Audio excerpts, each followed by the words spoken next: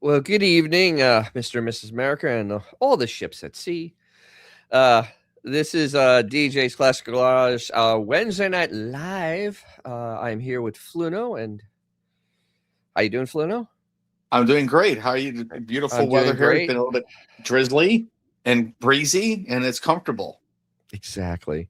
So I am here, and we have a few interesting topics this week because it's been a very interesting week. So I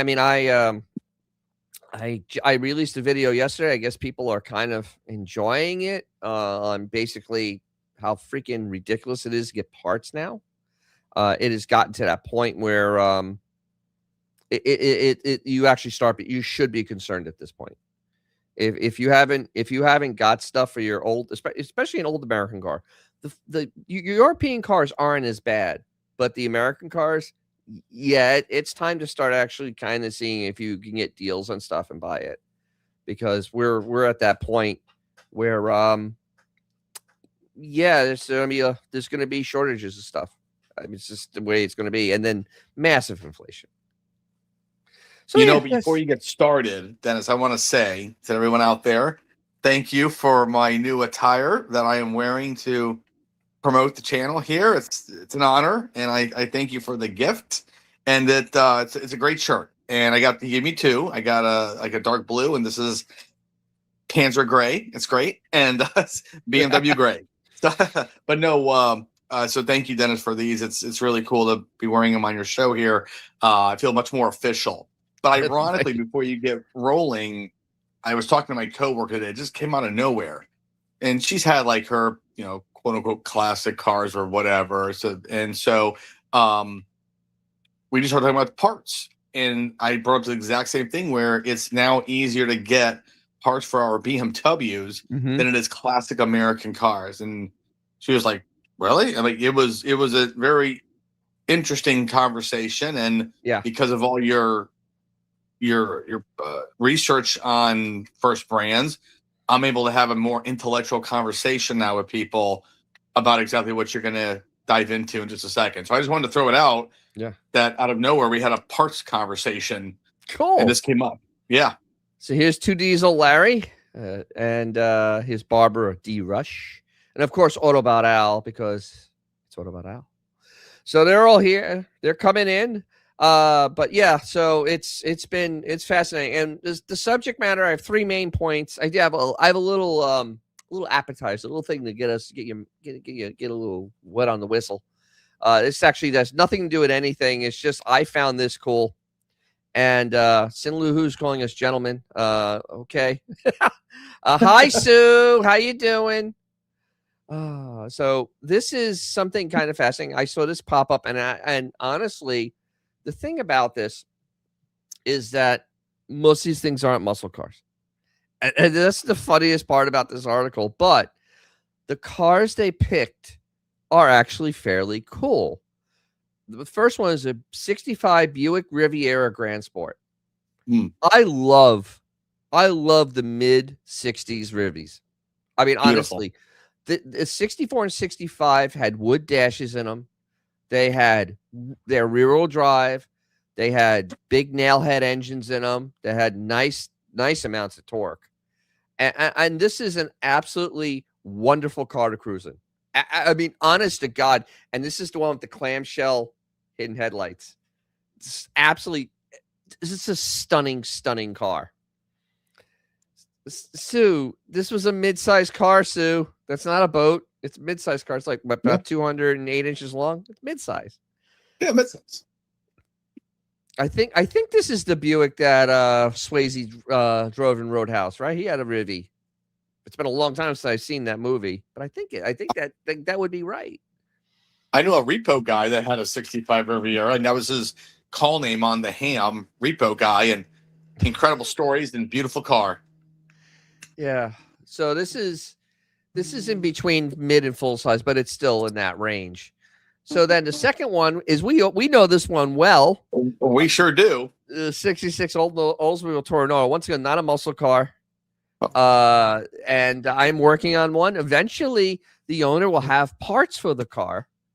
Eventually, He was thinking I could just change one brake drum while the other brake drum has basically worn a ditch in it, and I was like, that would be a no. And but these cars are fascinating. Everything about it is so odd, and the thing about this car that's so odd is that it doesn't have an inside hood release. All that fanciness, and has four-wheel drum brakes.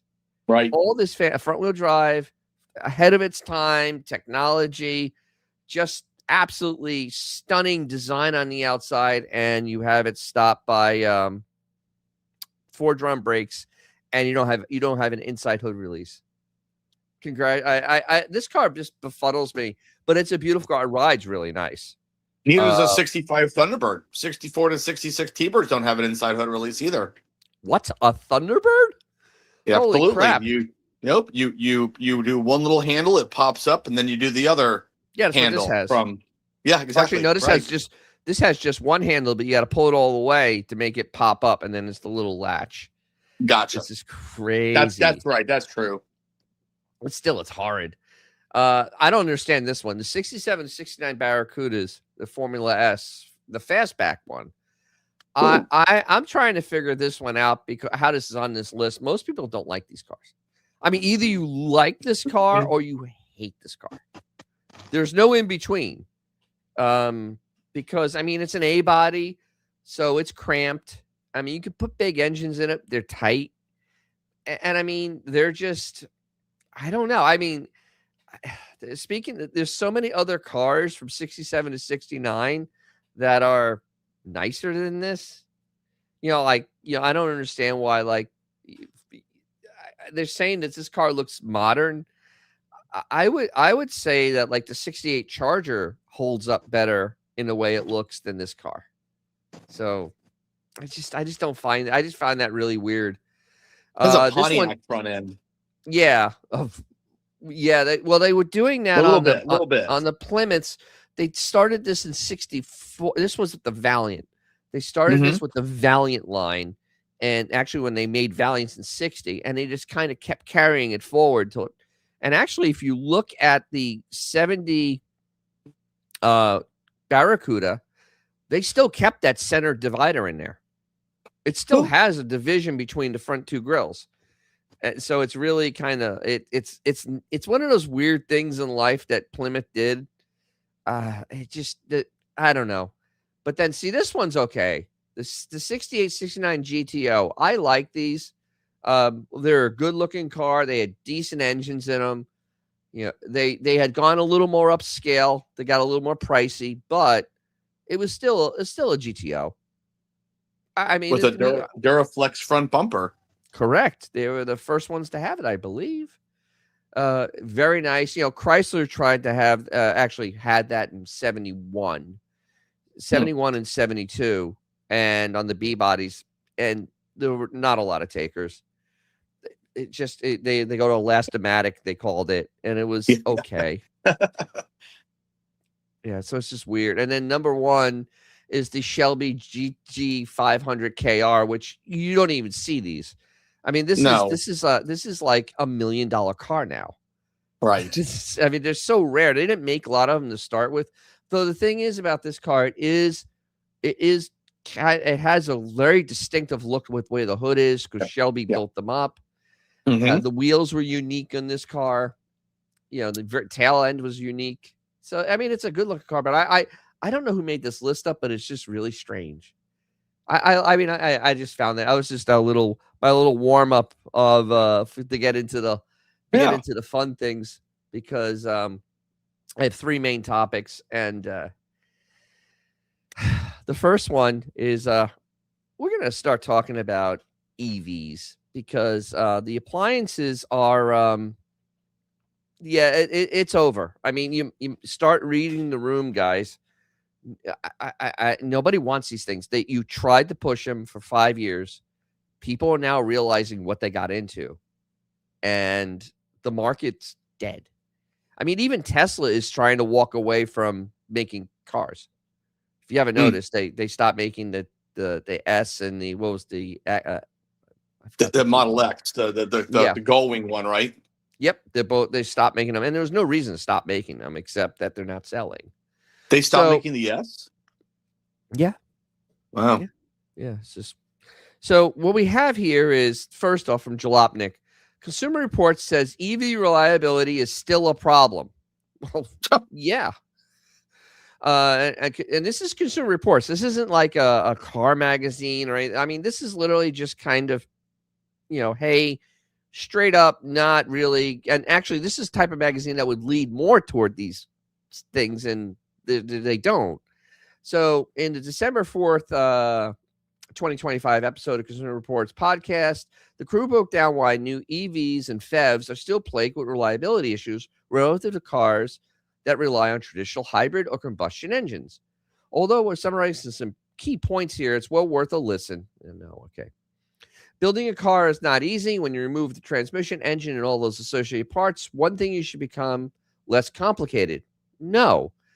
EVs may not burn gas or as much in the case of FEVs, but there's no different in their combustion-powered counterparts, and they rely on lots of components working together to function properly. As the CR team points out, many of those parts and systems on EV is in an infancy. New batteries, new charging systems, new heating and climate systems that compounded the fact that putting them together also still is relatively new process. So Fluno, I mean, they've been building cars for 120 years now, right? Yes. Mm-hmm. And this type of technology should be very much, I don't know, like basic, perfected. I mean, yes. we're not talking about complicated stuff here. We're talking about just absolutely doing basic stuff with the car, and your suspension, your framework, or unibot, whatever it is. Well, even the air conditioning systems. Conditioning. I mean, it's and literally these cars are so reliant on the computers inside of them because they don't run without the computers running, and that's actually a problem with the older Teslas. It isn't the batteries. If they have a computer failure, you may not be able to get the part for that car. So if you have a 10-year-old Tesla, they technically don't have to make parts for it anymore. And there is no aftermarket. And I've read articles about people having to rebuild these computers. And it's like, I don't have that problem with anything else. So here we go. Here's your fire starter on the bottom right here. Horatius, yes, it is true. Horatius 763. EV cars were invented in the late 1800s. Well, that was a complete failure. I forgot the name of the car, but it came out and it went away because the gas modeled cars were better. I mean, they were just so better. The Baker Electric? The Baker Electric. Yeah. So they had a 41% drop in January EV registrations, which is wow. So heating. EVs can't rely on engine heating. They have to use heat pumps. So you need electricity to have heat. Without electricity, you don't have heat. Similar to space heaters powered by the battery. The battery itself has to endure climate and operating cycles, while the chargers and inverters have to function properly. FEVs feature EV and combustion engines, so you have a little heads up there. Those of us who purchased not so quite perfected first-year models or redesigned have a stack of warranty claims to prove it. Know the pain that come with being an early adopter regardless of powertrain. Yes, but these are a little worse. Let's see. So they talk about finding efficiency. Like the Prius is 25 years old. There's no problems with that car because Toyota doesn't go that far with that car. The electric engine's a helper in that car. It's not the whole thing. So it really is kind of basic. So the article really doesn't go into much, but they're saying that there's like lots of issues with them. The infotainment systems are bad. The exterior, because I've seen them, the quality control usually is pretty crap on a Tesla. I mean, the body panels look like Ray Charles put them on. I mean, I've never seen such bad panel alignment in my life as I have seen on a Tesla.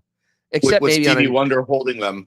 Yeah, I mean, unless it's the new Charger from Stellantis, because the quality control in that car is it's actually horrible. I mean, So it really is kind of amazing that that they that companies are still talking about these cars or these things, these appliances, when they should be what they should be, just like a Cadillac Eldorado convertible. That's a small market. And so that's a submodel, and you don't spend a lot of time developing that submodel. Right. And so what you do is then you go and you just, spend a little bit of your resources to make that car, but then you spend a big amount of resources on the bread and butter car that's going to keep you in business. Like the Chevy Caprice. Right. There's a rational reason why car makers always made, a very less complicated car for the masses. An EV is not uncomplicated; it's complicated. So Yeah. there's the issue you have, and you spend lots of money and then lose lots of money. Ford lost what 50,000-60,000 per Mach E, 50 to 60 grand. And I mean, how do you stay in business doing that? How does it even work out? They run like $60,000. I mean, it's like, It was it just cost like, 120,000 to make that thing. oh, They were losing 50,000 on the 40 to 50,000 on the F-150. And wow. they couldn't, and then I mean they couldn't even make up the losses in volume. Think about that for a second. And the difference is, going back 100 plus years ago, when not only automobiles were new, but it was the dawn of a new era with electricity, and they were experimenting. They didn't know. Electricity was this newfangled thing, very exciting. Cars also were very, they were new. They were new. You had a manhandle to start it. They belched smoke. They were not reliable. Get a horse, right? So the thought process was in just like steam engines, okay, and even like the one that Jay Leno has one that is like Stanley the first steamer. hybrid. He has Stanley steamers, but he also has, and they were actually very popular cars. In fact, the White House's first cars were all steam automobiles. But even there's one that he has, I think it's actually called like the Magneto, and it's literally the first hybrid where the engine powers the batteries that runs the drive shaft. There's nothing connecting the engine to the drive shaft. It's all batteries. It was just the thought process of, hey, what can we do to put these technologies together? And like the Baker Electric, and not to be sexist here, but women drivers back then, everything was so new, cranking an engine over. Hell, I probably could break my arm doing that. So they were looking for safety, for this, for that. And it was, like I said, it was the meeting of the minds coming together. And I understand why that was going on. And they quickly realized, though, like I think they said like in 1910, there were 2,000 charging stations in New York. Fine, but they were runabouts. They were city cars, like we even talk about to this day. Right. And they were expensive. All cars were expensive back then. And I think in today's money, a Baker Electric, which Leno has one, and it's great for looking at Christmas lights because like a phone booth. In today's money, it would be the price of like a Cadillac Lyric. Wow. So these were rich people's toys, and I completely grasp. And it's unfortunate even steam cars drifted away because steam, as we know, is a wonderful is a wonderful propulsion system, very powerful, right, to this day. But it faded because everything improved: safety, technology, the cleanliness to an extent, but everything of the internal combustion engine kept improving. And once Ford made the Model T, which was half the price, it was half the price. I mean, that's what people don't understand. The Model T was half the price of other cars. Right. I mean, granted, it was really basic, but it was half the price. Yeah. And now you had a car, and their engines were built by Dodge Brothers. They were actually very reliable engines in those for the day. Right.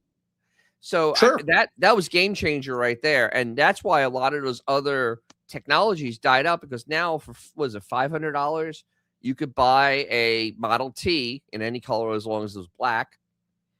And then this thing ran on the whatever gasoline you could find. Right. And I mean, it had big wheels on it. It was durable. It was made to run on rutty roads. and Yeah. honestly had a whole 40 horsepower. Yeah. And it started, I believe, in 1908. I think the first year in 1909. It was like around $7-ish, $100. But by the time it stopped, my friend has a 1927 Roadster that he's made into a hot rod with a flathead V8. But he has a 27 Roadster. By that point, it was like a $200 car, Yeah. unchanged for all those years. Yep. And on top of that, you just hit the nail on the head on something. The big tires, the robustness, the easy to work on, the affordability of everyone now to have one, and which wasn't like these modern appliances. It Right. wasn't a rich person's toy. And on Correct. top of that, here's trivia for you. Do you know how long they actually built Model T engines for? When did they stop making a Model T engine? Oh, the engine at that 4-cylinder that was in there? Yes. When did they actually stop making that type of engine that you could literally for $50 buy and put it in your Model T, because they lasted? It had to be in the early 50s. It stopped like 1941. Actually, 1941. Okay, was, I believe, the at last. the war. But still, Jesus. they don't make. I mean, yes, we have crate 350. I get that, but that's amazing that they were that plentiful on our roads, and it put America on. Yeah, driving around the country. Well, to diesel Larry, my parents told me stories of people breaking their arms cranking engines over. Oh, absolutely. If you did it wrong, you're supposed to do it. So if it backfires, if it kicks back on you, that your hand's out of the way, because if it didn't, it'll snap your arm. Because you're fighting even though it was like 7-to-1 compression, it's still 7-to-1 compression. Absolutely. Yeah. Yeah, and vintage is here. Cheap, good cars and trucks sell quickly. Absolutely. Absolutely, and that's what we don't have a lot of today. And honestly, this is why it's not a great time to be a car guy, because you can't even get something cheap to play with, new or used, because the used car market is a complete and utter mess at this point. But if you look, it's so amazing how the dynamics changed from when the car started. Now they tried to bring in new technology, because back then, the Model T was like new technology. Everything was new, right? Yeah, and yeah. The thing is, the price was lower, and these appliances are freaking starting at $60,000. And it's just like, okay, they talk about like the $40,000 one, but that's before you start doing stuff, right? And then here's the other, and I have a few more stories on EVs, because maybe I'll just get into it. So speaking of EV owners and all that, so I saw this article from the European. Data shows electric car owners are more likely to buy a gas-powered vehicle than a hybrid for their next car. I guess most of these people learned their lesson. Mm-hmm. I mean, this is all that's telling me, is that they learned their lesson. A strange quirk of the last few years, a certain segment of the population switched from viewing hybrids as a cultural war byproduct and focused their ire instead on the electric cars. As hybrids have gained mainstream acceptance, the vocal minority EV owners who are now the ones denigrating the technology. There's new data out there showing hybrids remain a decent gateway for electrification. No, hybrids are an end game of themselves. It's not a gateway. It's literally an end product, because you're basically taking the best of both worlds.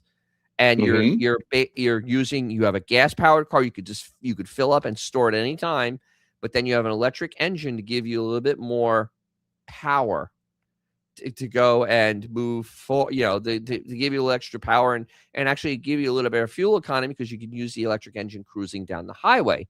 Right. There's no it's not a gateway. This isn't marijuana, the gateway drug. No, this is literally, it's an end game. It truly is an end game. There is, you're not going to go from buying something that is reliable and useful to an electric appliance that you're tied to a extension cord, because these aren't tied to extension cords. That's correct. Even the new 340, the BMW 340 is a mild hybrid. It has a small electric engine in there, in between the engine and the transmission, a motor actually, and it's in there. But, nobody buying that car is going to go buy an i8 or whatever electric product after that, because they got the benefit of having that in there, and it's cool. And they still have their gas engine that makes the sounds that they like hearing. So this is like, this is this is actually kind of funny. And so some of this might be cost issue, and Canada is likely to be a test of what Chinese automakers might do in our market in that regard. Not really. Currently, there's one automaker seriously looking to build in Canada. Yes, at the old, what is the old Stellantis plant? Also, its question is how long Honda CEO is going to make it, given his bad bet on EVs. He'll probably be fired soon. Let's see. EV owners mostly want EVs except when they don't. I'm looking at the return to market data from S&P Global Mobility that tracks what consumers end up buying when they go back into the market. Overall loyalty has been trending slightly downwards. Well, because each company treats you like garbage. This is especially true for luxury brands, which now lose more customers than they get back. But what's more interesting today is how EV owners and hybrid owners act when they go back to buy another car. The chart below is a little fuzzy, but you get a sense of what's happening. It is a little fuzzy. Let's see. So electric, hybrid, I can't understand what this is talking about. So, okay. So, there is a downward trend. Each one of them is downward, and the gas one has a slight upward. I can see if it isn't very clear. It's actually a very bad graph. Oh my God. If this was in a business meeting, I would have thrown this person out. But yeah, okay, each one of them is going down slightly, and it looks like the gas ones are getting a little more oomph. So the U.S. total is a slight up on hybrids, very much up on gas, and a down on electric. Okay. So this is what they're saying. Only about 1 in every 10 RTM hybrid households migrates to an EV, so it's definitely not a gateway. And Canada rejects knockdown kits from Stellantis. Okay. Stellantis to Canada is not a good mix. So there's that. So basically, it's starting to already crack. Remember, the government giving free money, other people's money to people to buy a $60,000 vehicle has stopped. So now we're going to get to see what the real market is for these cars, and it is not very good. That's why you look at Tesla, and they're retrenching themselves because they know they're not going to sell the same amount of cars. They damn well even, and they the thing is they still get their carbon credits from the other companies. That's how they make money. It literally is how they make money. So this is becoming really fascinating at this point. Here's the other part of the issue, and nobody ever talks about this. And this is something you'll appreciate there, Fluto, being you sold cars. The trade-in. Yes. Ford I was just about to ask you about this. I literally was like, how is this affecting trades? The Mach-E is among the highest depreciating vehicle. I mean, more depreciating than a BMW 8 Series, a BMW 6 Series, a BMW 7 Series, which are usually anchors. You bought that car, you own that car. So pure electric vehicles have thus far depreciated at a far more rapid rate than their gas-powered counterparts, a phenomenon that can be largely attributed to the concerns over battery degradation and a high cost of replacing those packs. Yes, that's a legitimate fear. Honest to God, that is a legitimate fear of these cars. And that's just the batteries. That they don't tell you is that that you can't fix it yourself. So if you have a problem with the stereo system, you have a problem with anything else in that car, you're not repairing it. You have to bring it to said dealer to have it fixed. There's no independent shop that's going to fix it either. No, they're not going to touch it. And if you get in an accident, it's a total loss. They'll write the whole thing off. These are things that are not being told or reported, because I know people that work in insurance, and yes, when they have an accident with a pure EV, that car is totaled. There is no fixing it. There is no going back. It is totaled, and it doesn't go to a boneyard. It's not going down to pick your part. It's not going down to Covers. So there's the other problem with it. Now the car has no second life when it's totaled, because you can't put that battery pack in the middle of a junkyard, because the fire it would have would be absolutely horrific, and you can't just take it out. And it's economic. I mean, it's environmentally actually not sound. No, it's very, very, very very, very dirty. So they're going to see EVs depreciate by steep margins for a short period of time, which is probably going to be a lot longer. The Ford Mustang Mach-E, according to IC Car's latest list of top 25 cars that hold their best value and the 25 worst, the Ford Mustang Mach-E ranks 8th among all new vehicles with the highest rates of 5-year depreciation. The EV crossover lost $23,000 on average of its MSRP after 5 years, or 60.8%. After 5 years. I mean, so if you have a 6-year loan on it, if you have a 7-year loan on it, you're done. Right. You're an 84-month loan on this thing. You're upside down. Yeah. There's no way you're ahead of the game. And this is for something that's in decent shape. If it has any problems, it drops right down. So ranking first is the Nissan Leaf at 63%. Jesus Christ. And that's why you can pick those up if you want to be fun, like a 2013, 2014. I'm not joking. They go for like pre-cash for clunker pricing. Like you can get one for like $3,000. You want like a city car to get, because think about it, their 100-mile range is now like 60-mile range. Yeah. But right there, you just, again, perfect. That's how inexpensive a 10-plus-year-old Leaf is. So, and the QX80, 63% basically. Volkswagen ID4, which I believe they stopped making because, good Lord, they were getting killed on it, 62%. Tesla Model X, 62%. Land Rover, Range Rover, which it's a Land Rover. That's going to happen. BMW 7 Series, because this has always happened, almost 62%. And the Tesla Model X, 61.2%, or $61,000, $100,000 vehicle. Yeah. And it's worth less than $40,000 in 5 years. That is just dreadfully bad. Yeah. Wow. That is so bad. So let's see. So while SUVs are the most dominant body style in the U.S. market, it's the truck and hybrid segments that hold their value the best, of course. Electric vehicles continue to lose more value than any other segment, outpacing the industry average by more than 15 percentage points. So if you got beat up on, when you bought this Mach-E, I mean, granted, you got your $7,500 of my money to help pay for it. But now, I mean, I don't know what you do with this thing. If it's lost that much of its value in 5 years, you're not trading it in. No. I mean, you're going to be kind of stuck with the car. And so, yeah. And then the other problem is I was always discussing, like I used to talk to my uncle before he passed. Obviously, talked to him then, not now. But we always, it's like, when you take it to a dealership, how do you value this car? Like on a gas car, okay, it has 90,000 miles on it. Okay, in your head you go, it's like, say it's like a Toyota Camry. Oh, it's got about 150,000 left in it. Okay, so it has a fair amount of value. Okay, so we'll give you X amount of dollars for it because we know we can move it because somebody knows that they're going to be able to drive this car for another 10 years without doing anything except maintaining it.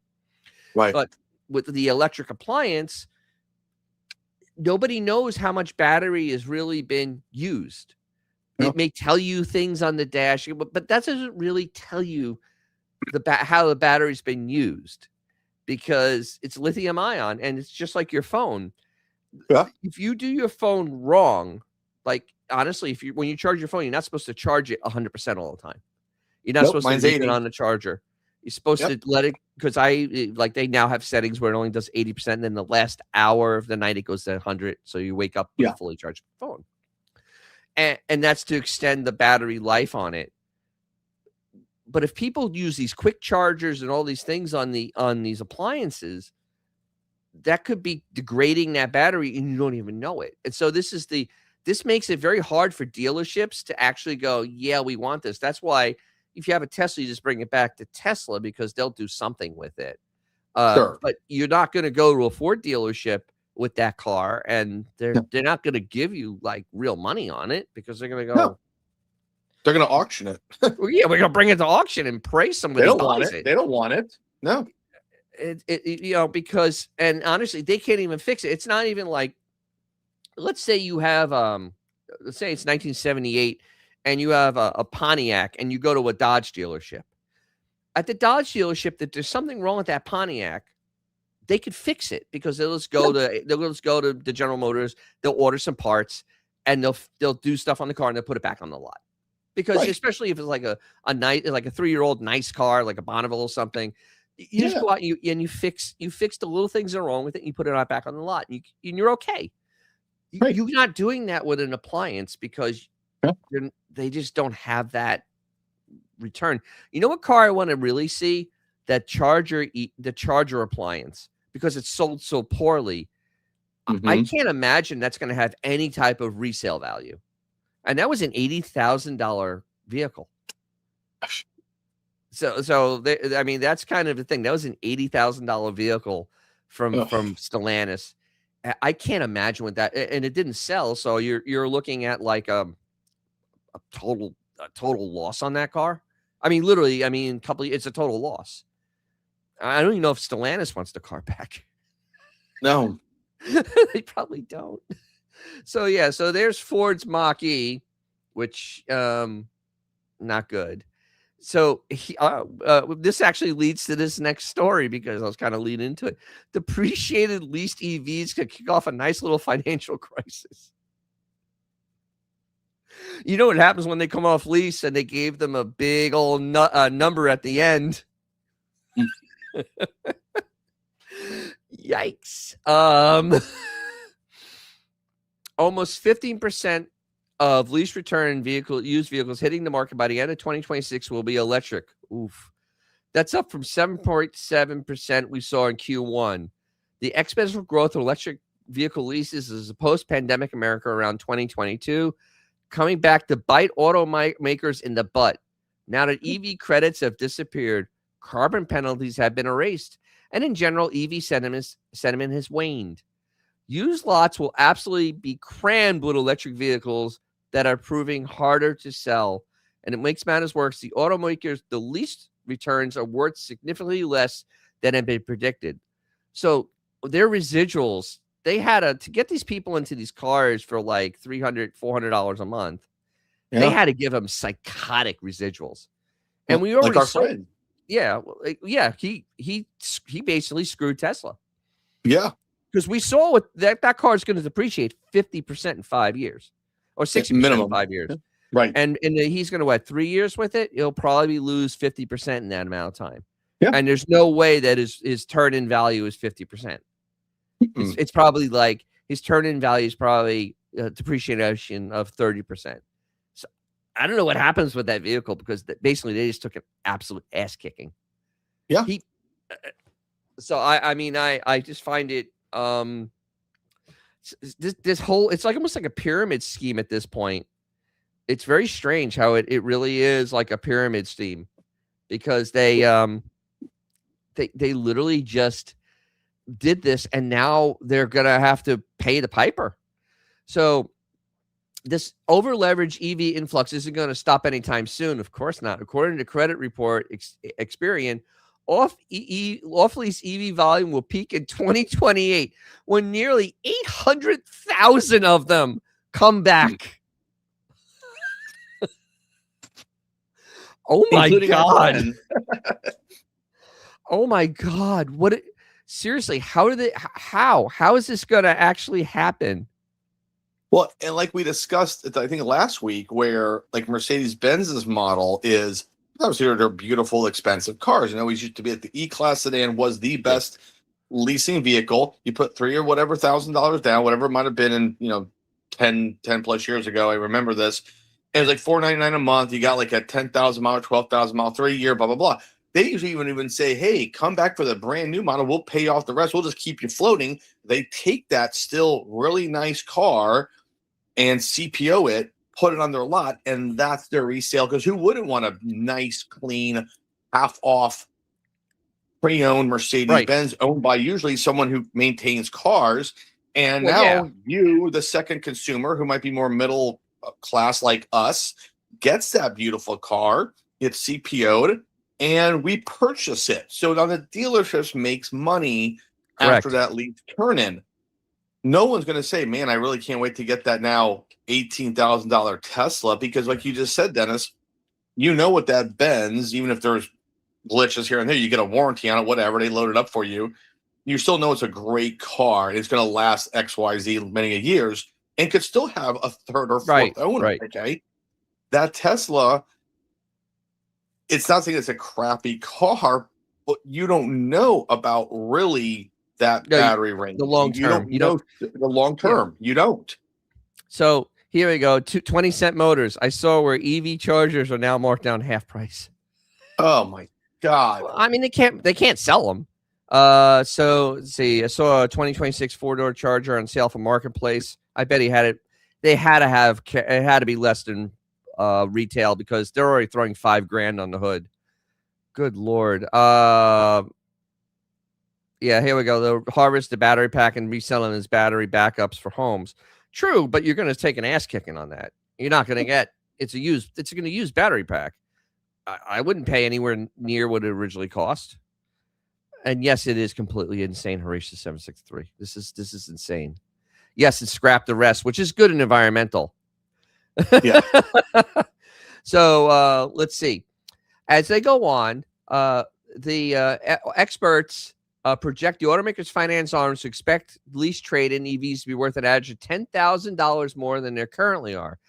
Extrapolated that out to 2028.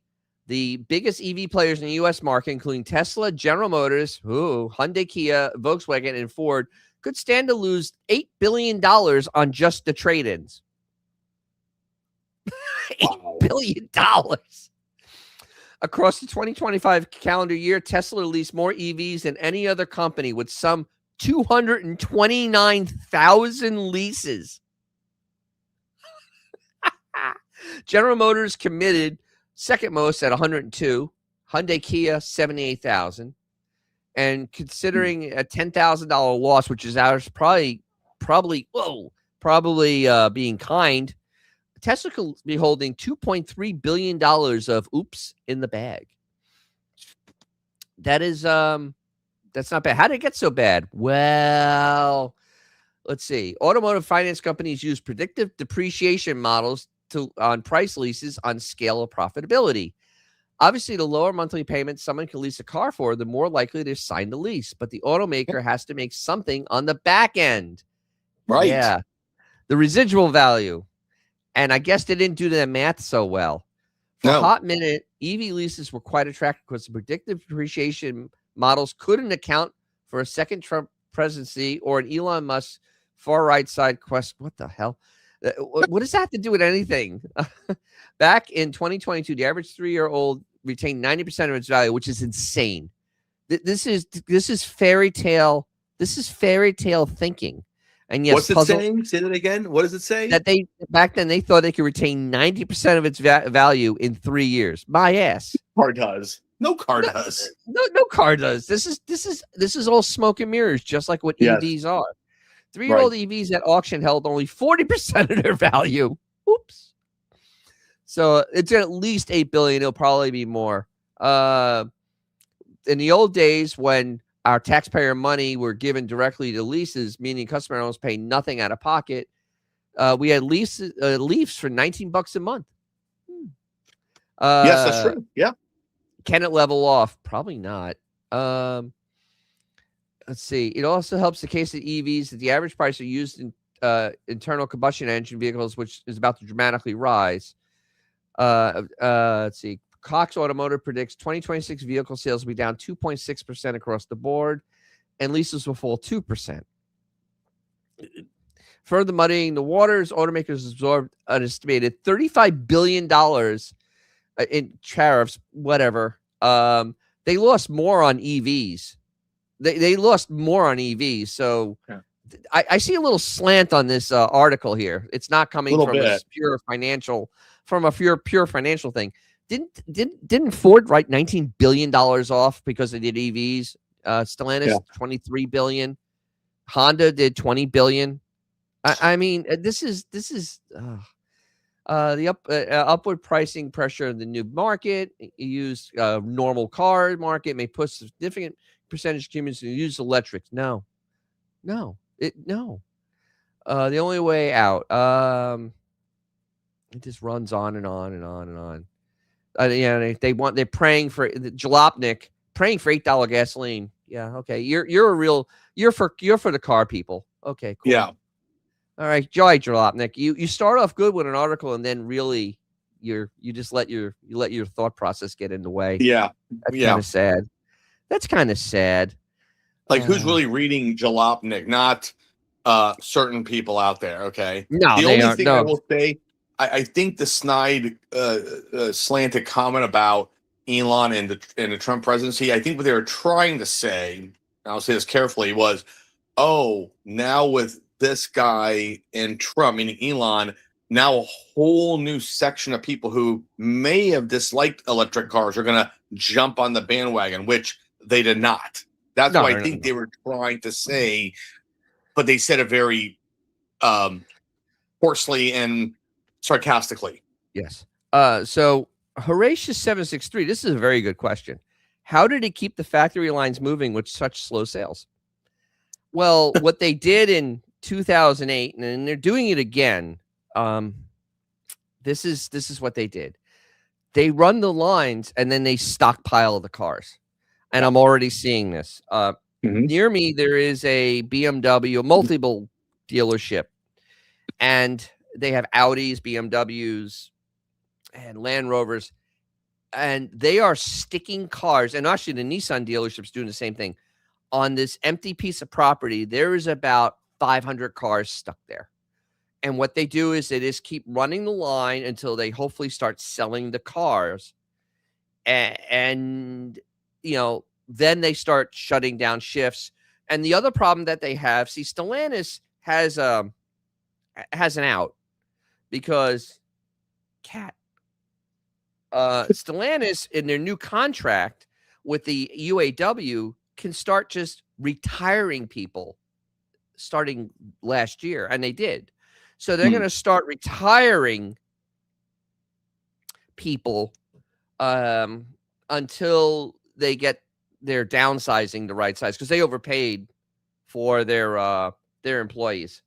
They gave them like a 25% raise or something like that, some insane number that is not sustainable. Nice. No, it's not sustainable. And they honestly, they just don't have it. That's the only way they're going to get out of it. Running. Yeah, they're going to stockpile the cars and then finally get to a crisis, and then we're going to have like 2009 again. And here's what has happened. You could probably correct me on this, Dennis, but I mean, at one time, like when I sold cars, you go and walk you around a lot. Here's your choices. Here's the package A, package B, this and that, blah, blah, blah. Where like back when my Lincoln was built and your vehicle and other cars, 60s, 70s, maybe even still in the 80s, the factories weren't always running all the time. You ordered your car. Yes, they would have some on the lot that they would put out there as you like it. But most folks would go in, sit down, and look at these beautiful books and spec it out. Your car rebuilt. In the off season, we'll say General Motors own, obviously they might still guide headlamps or Frigidaire. They built other products. Right. So the car companies weren't always just spitting out 100,000 units. Now, if it was a stellar year, like the 77 T-Bird selling like 350,000, you're going to go. But most of them, you sat down, you liked it. If you didn't like on the lot, you actually ordered it. You'd wait, it'd roll in the truck. And now they stockpile. And if no one's there to buy it, they're just going to sit there. Well, the other thing that was a big thing then, because of gas cars, was making stuff for the government, like police forces, cities. And a lot of these cars do not have the capability of being used that way. And that kept those orders kept the plants going, because that was one of the things that actually kept Chrysler not completely bankrupt in the late 70s. They were still selling police cars. They were still selling stuff to cities and counties. A lot of counties, a lot of cities. Yes. Yeah. So that was the thing. But as far as actually keeping plants open now, by summer, we're going to start hearing about plants shutting down.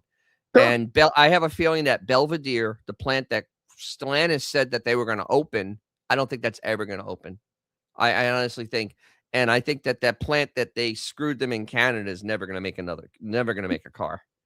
And the Chinese market is even worse. The Chinese market is completely a disaster because the Chinese government was pushing money to keep the engine running because they were doing basically MMT, monetary theory, Right. and they pushing, and now they're having an absolute problem with their car market.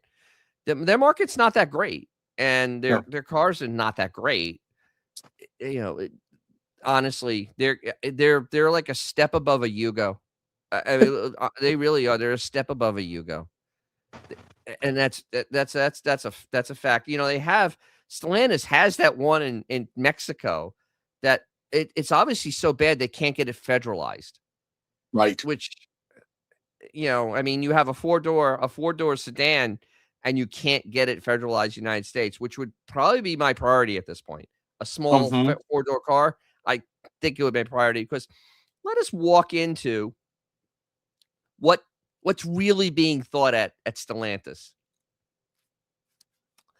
And this is mind-numbing. This is why McAleer is the worst car CEO president in the world. Before you go on, Dennis, before you get into this topic, and you don't have to go in depth on this one, but I read that one article that I think I sent you where the $500 million plant that for General Motors that was supposed to be EV, they magically going to make gasoline cars instead. Yes. So they kind of actually lied or whatever, and they said, "Nah, we'll make our new V8 here." And if I got the gist of the article correctly, that they're not going to make EVs in this new $500 million plant, which I believe the money was loaned to them, or was a grant, something of that nature. It was given to them by the federal government. That's what I thought. Right. Mm-hmm.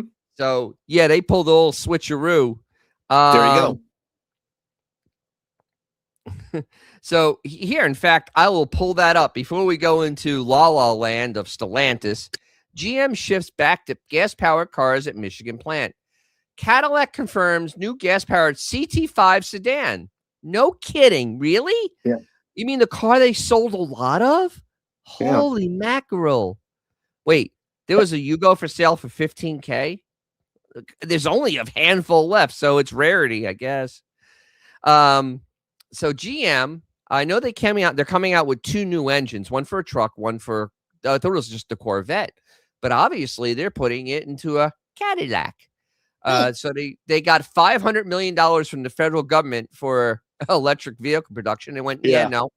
GM announces, you know what's so sad is that GM looks like the smartest friggin' company out there. And this actually bothers me. This actually bothers me because usually they're like the clown car. You know, usually by the time GM figures it out, it's already over. But I guess they got some smart cookies there because GM announced new gas-powered Cadillac CT5 for its Lansing Grand River plant, marketing a significant pivot away from its facility's planned electric vehicles. $500 million funding at risk as the Trump administration reviews the Biden administration grant. Current CT4 and CT5 models ending production in 2026 with new gas-powered CT5 representing strong commitment to long-term future of the plant. So they confirmed that they're going to have a gas-powered car. And Fred Woodhand's regional plant communications lead for the area, I guess. The announcement comes that the current CT4 and 5 will be discontinued this year, and they're going to have a new CT5 built next year. Groovy. Let's see. Barra. So Barra is literally a DEI's hire, DEI hire, because she says really things. She makes Chrissy at Chrysler look really sharp. The shift has surprised some local residents who embrace electric vehicle technology. Oh, Sandy Barr. I thought they were talking to the thing. So they're just talking to somebody. I knew what I wanted an electric for my next car. Whatever. Despite Okay. the automaker's change of direction, Barr remains optimistic about the electric car's future prospects. So they just talked to somebody on the street. Wow, that's impressive.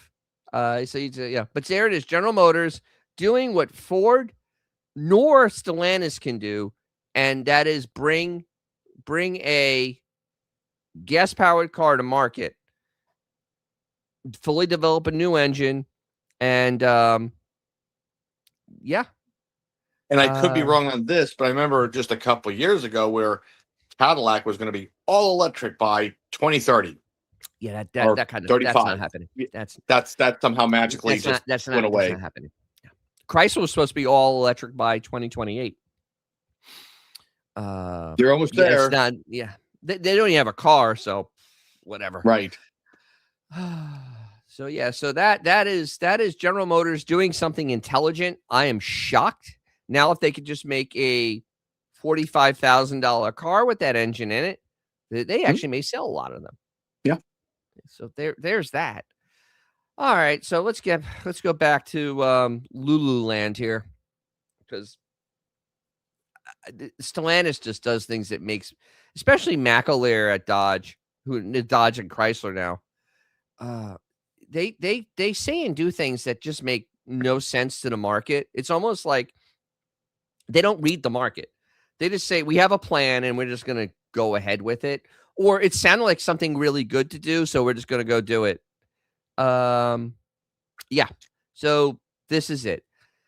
Jalopnik, Dodge is the last company I trust to build a Miata competitor. Okay. First, let's even start with this. How many Miatas do they actually sell? I mean, seriously, what, 30,000 of them? 40,000 maybe? I mean, honestly, I mean, that is such a niche market. A two-seaters have absolutely no, I mean, two-door cars are hard enough to sell now. A two-seater? Right. I mean, BMW gave up on their two-seater, the Z4. They just went, we're only making a few thousand of them a year. And then, the Toyota gave up on the Supra, same car, because, I mean, they're selling less than 10,000 of them a year. And the Miata, as good a car as that is, I can't fathom that it's a giant seller. And plus, the other thing that Mazda has going for it is people love the Miata. Yeah. I mean, it is known as a reliable sports car, which is very hard to find. And they're known for great handling. And honestly, it is really, and this is not where Dodge needs to be focusing any of its attention. They need a sedan. They need a family sedan with a trunk. They need a normal shaped car with a trunk and a V8. Literally, that is what Dodge needs at this point. This is a waste of development if they're even looking into this. And to say they're going to make this car for $30,000 is insane. I can't even fathom how badly it would be put together.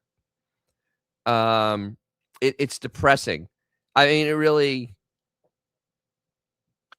Let's see. 20 Cent Motors are ripping on my union boss neighbor who had more money than brains bought a new Miata a couple of years ago. We're going through a midlife crisis. And that's usually what happens. It is a sports car. Canada, horsepower is not anything for a sports car. The original sports cars were English sports cars that had 80 horsepower. They were sports cars because it's about handling. It's not about straight line acceleration. It's handling. And this is just, I don't even understand. First of all, this car looks like a Lotus knockoff. This is literally a Lotus knockoff. Has the Lotus. I thought it was a Viper knock. I thought it was a Viper redo. No, it has the Lotus hood, kind of the way the Lotus body is. Dodge CEO Matt McAleer, who has previously expressed support for adding an affordable sports car to the lineup. Why? It wasn't an official announcement, but then this week they did it again, telling the drive there's absolutely a market for affordability. And one thing we owe our dealers and owe our consumers is an affordable price vehicles that not only just get you from point A to point B, but do with style, attitude, and performance. An actual American Miata competitor? No. Dodge was never a performance division. That was something Fiat did to it because they just needed something. Dodge was a family car division. It was always that.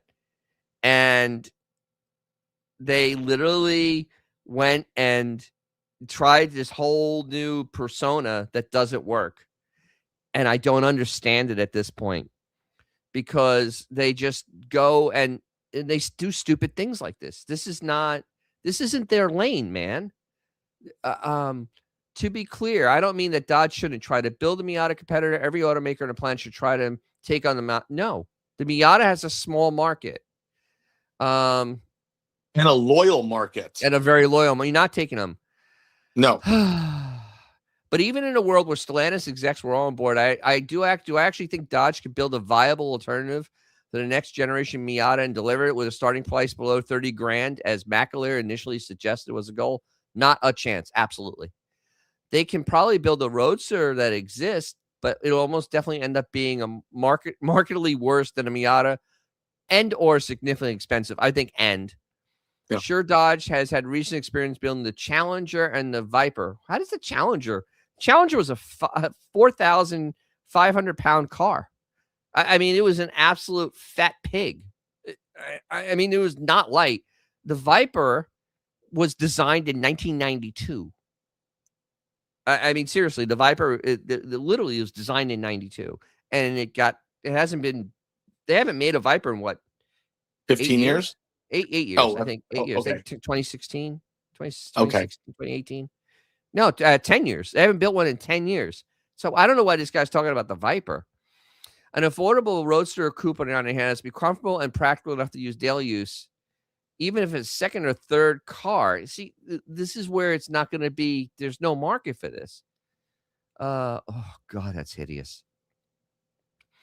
Let's see. Mazda has a Miata development down to a science, more or less perfected the art of cutting corners to save money in ways that don't detract from the driving experience, unless you're tall. As for Dodge, I don't trust an approach to the affordable sports car project with the same kind of focus. American automakers already have enough of a reputation, they're not American, for building cars who feel like they're going to be designed by committee. Being owned by Stellantis only complicates that more, and we work on a project that pretty much the opposite of anything American division of Stellantis, formerly known as Chrysler Group, has done for the last several decades or ever. I mean, honestly, the Viper was a one-off car. I mean, really, it was just a one-off car that Bob Lutz wanted. Right. And that, I mean, literally, it was a one-off car to continue the vibe of the Cobra. That's all that was. And it was a low-selling car. They didn't sell a lot of them. No. There is no big market for this. And so they just go, so literally, in theory, having a European arm you could borrow heavily from would be an advantage here. But also, I don't know Stellantis is the partner you want here. The brands that they know how to build rear-wheel drive cars with engaged handling are Alfa Romeo and Maserati. These are not names of reliability. These are very bad cars. Two brands that don't compete in the sub $30,000 price point until about 6 minutes after you drive off the lot. Part sharing would help bring down development costs, but would the money saved be not developing new parts offset the higher cost of those parts originally being developed for more expensive vehicles? Oh, and the last time Fiat Chrysler introduced an affordable Roadster, that was the I did a video on that car. That was the Chrysler TC, the second worst selling car in Chrysler history, as opposed to the new Dodge Charger. Instead of a other car, we all know coupes and convertibles don't typically sell in big numbers, making it hard for a lot of automakers to keep them in lineups. Odds are Dodge would need to offer it outside the U.S. too, in order to sell enough just to justify development costs. This is already not going to be working. Make it a hybrid, if not electric. Electric would be a failure. Plus, even to assume a development at least a year long, we're probably looking at 3 years before it's ready. 2029, 2030. So, I mean, this is the most moronic thing I've ever heard them talk about. If they want to build, looks so dated. It actually, like the tail lamps to me remind me of a 2000 Avenger. Yes. Oh, which was not a great car. The No, but if 2000 you just look at that Avenger was overall not a great car. styling, no, but if you just look at No. that overall styling, which I believe the Avenger was the sidekick of the Sebring coupe, I believe. I'm correct in that, right? Yeah. Okay. But I mean, just looking at the styling on that, and again, back to my point on the Miata itself. One, they've been making it now for 37 years. Okay, it's a, you know, the loyal fan base. It's tried and true. It's exactly what I mean. It doesn't have 400 horsepower. It doesn't have, it can have still have a manual transmission. They even have a hardtop that goes back and forth, whatever different Right. styles. And you don't see tons of them, but everyone knows if you want the Roadster, you're going to get a great, reliable Japanese-made car. And Mazda also knows it can compensate with the what are they called? The Mazda 3s, the CX, all the ones that sell great. They're gonna, it's gonna help with that. That's why they can keep it in the lineup because it's like a tradition, and they still make a few bucks here and there, and they've kept the price relatively affordable. Correct. No one's gonna run out and go, man, I can't wait to get that new Dodge Roadster. We've talked about that. Dodge is just not a name people think about anymore, sadly. No, I mean, and it's not it really isn't a performance division. And I don't, that is something that, like I said, Fiat did. Fiat made it. And all right. So this is the market. Oh, Jesus Christ. So Fluno, here, I did a quick look. This is the market that Dodge wants to go for. They sold 8,700 Miatas last year. Jeez. Worse than I thought. 8,700. So Dodge wants to go after this market that there's no market. I mean, literally, this is what the Charger is going to sell. How many low volume cars can you have in your division before you don't call it a division anymore? 8,700 cars. That's the market you're going for. Like I said, all the other models make up for them allowing to keep this.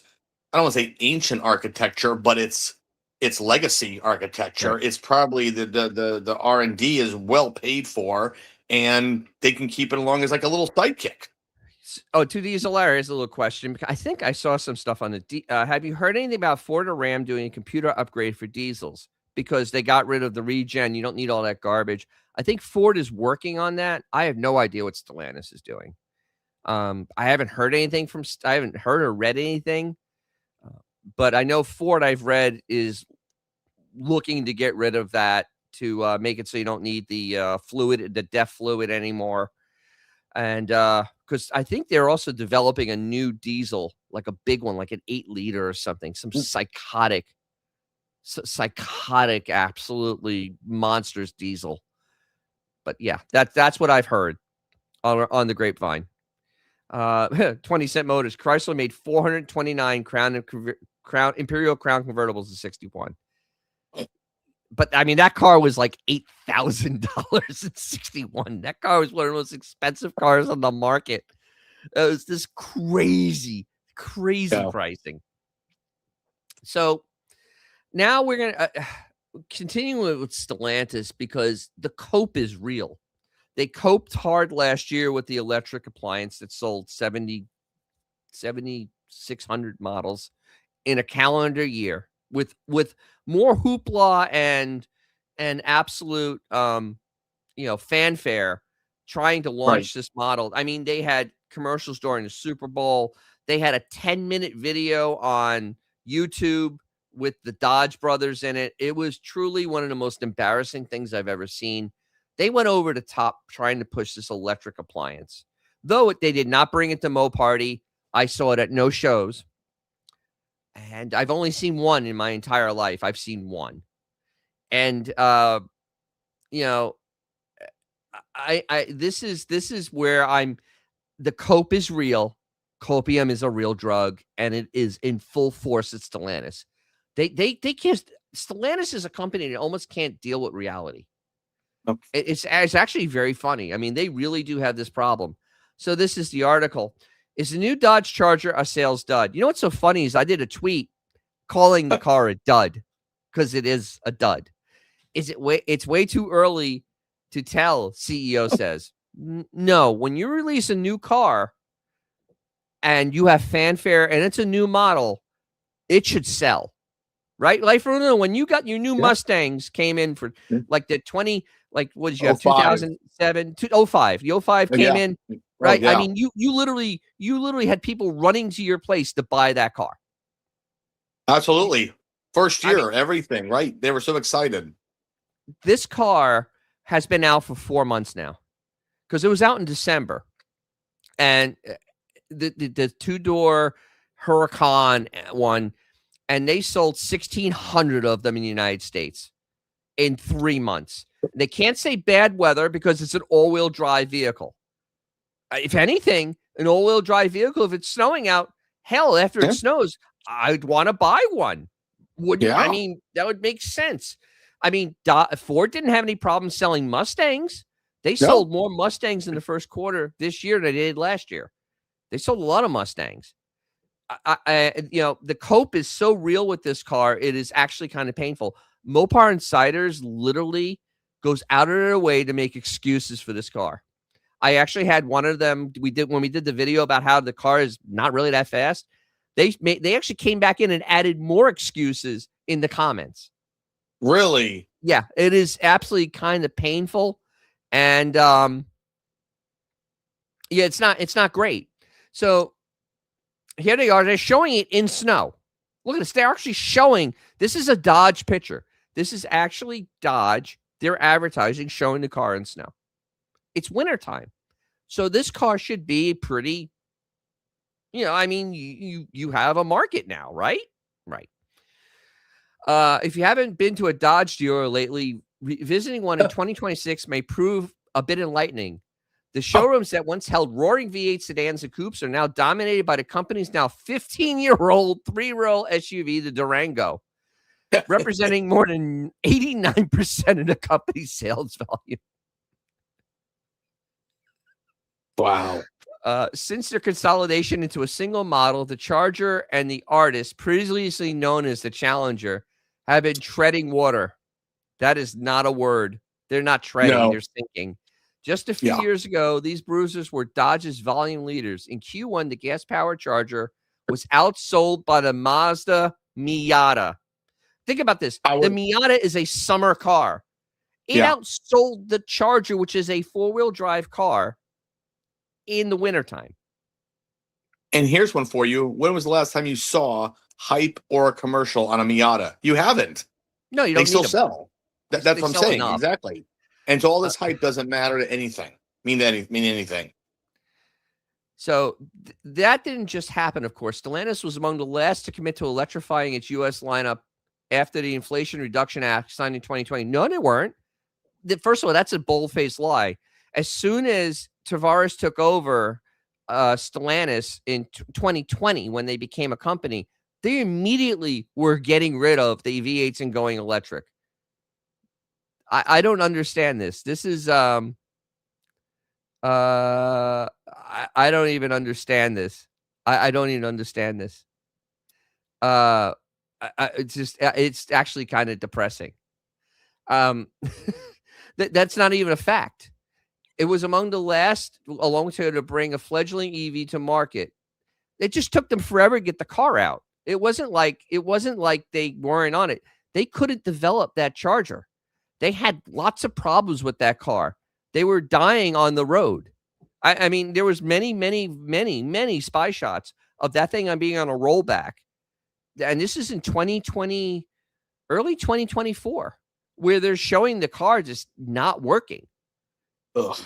I mean, this is not what didn't come to market because it wasn't made well. And its thing is, it's not based on a car chassis. It's the same chassis as a Grand Wagoneer.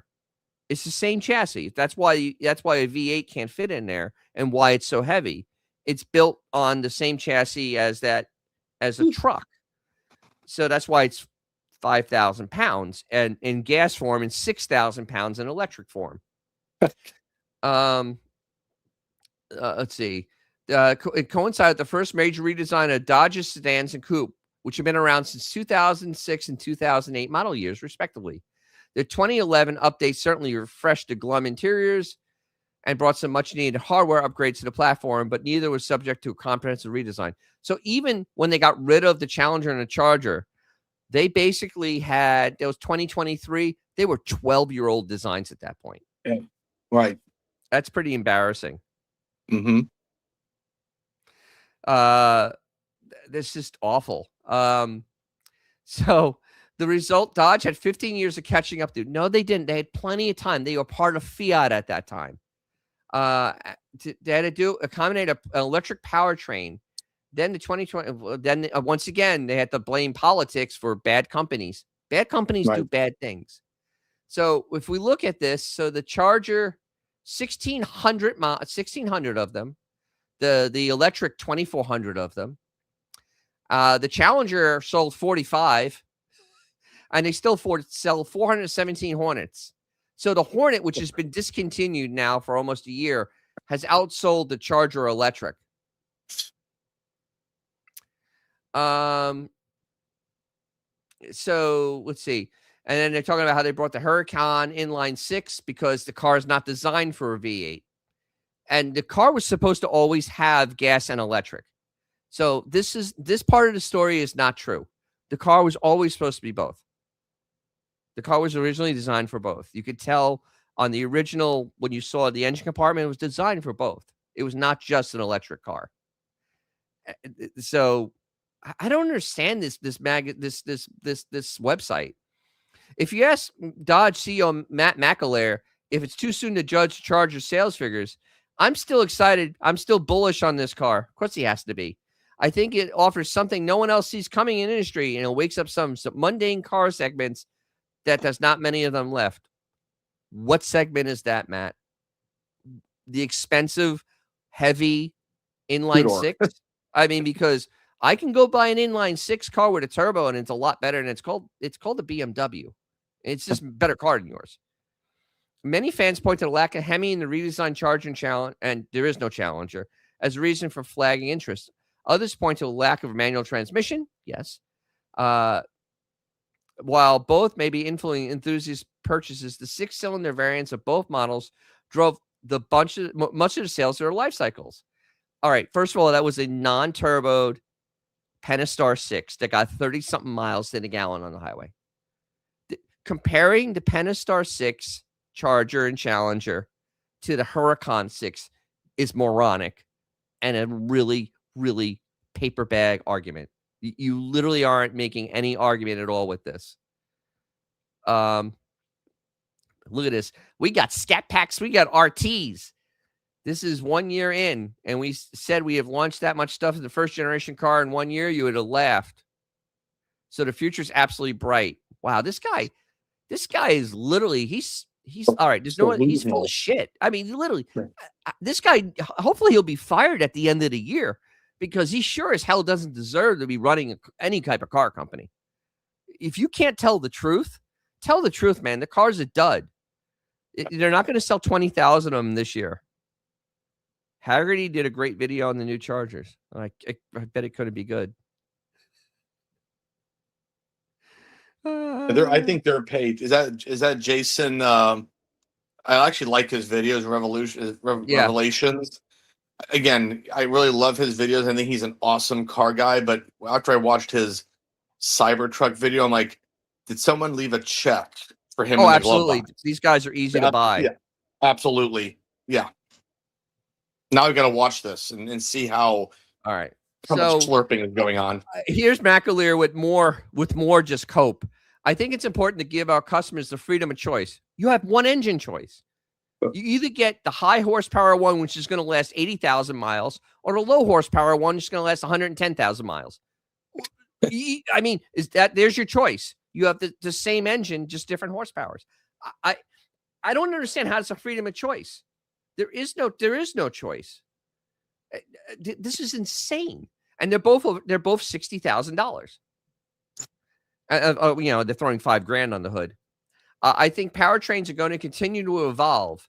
If you look at what we did in the past generation, we launched the 3.5, went to the 3.6. We had a 6.1. We went to 6.4. We brought the 5.7. We brought a 6.2 supercharged. We brought out a 6.2 red eye supercharged. We're not staying still. We're only 1 year into launch, and we've launched 670 horsepower, 550, blah, blah, blah. First of all, I don't know what this guy is talking. I mean, this is a rambling mess. This last paragraph is a rambling mess. You evolved this Pentastar from a 3.5 to a 3.6. You started with the 5.7. Then you made a 6.1. Then you made a 6.4. Then in 2016, you did a 6.2 supercharged. And then in 2018, you did a red eye.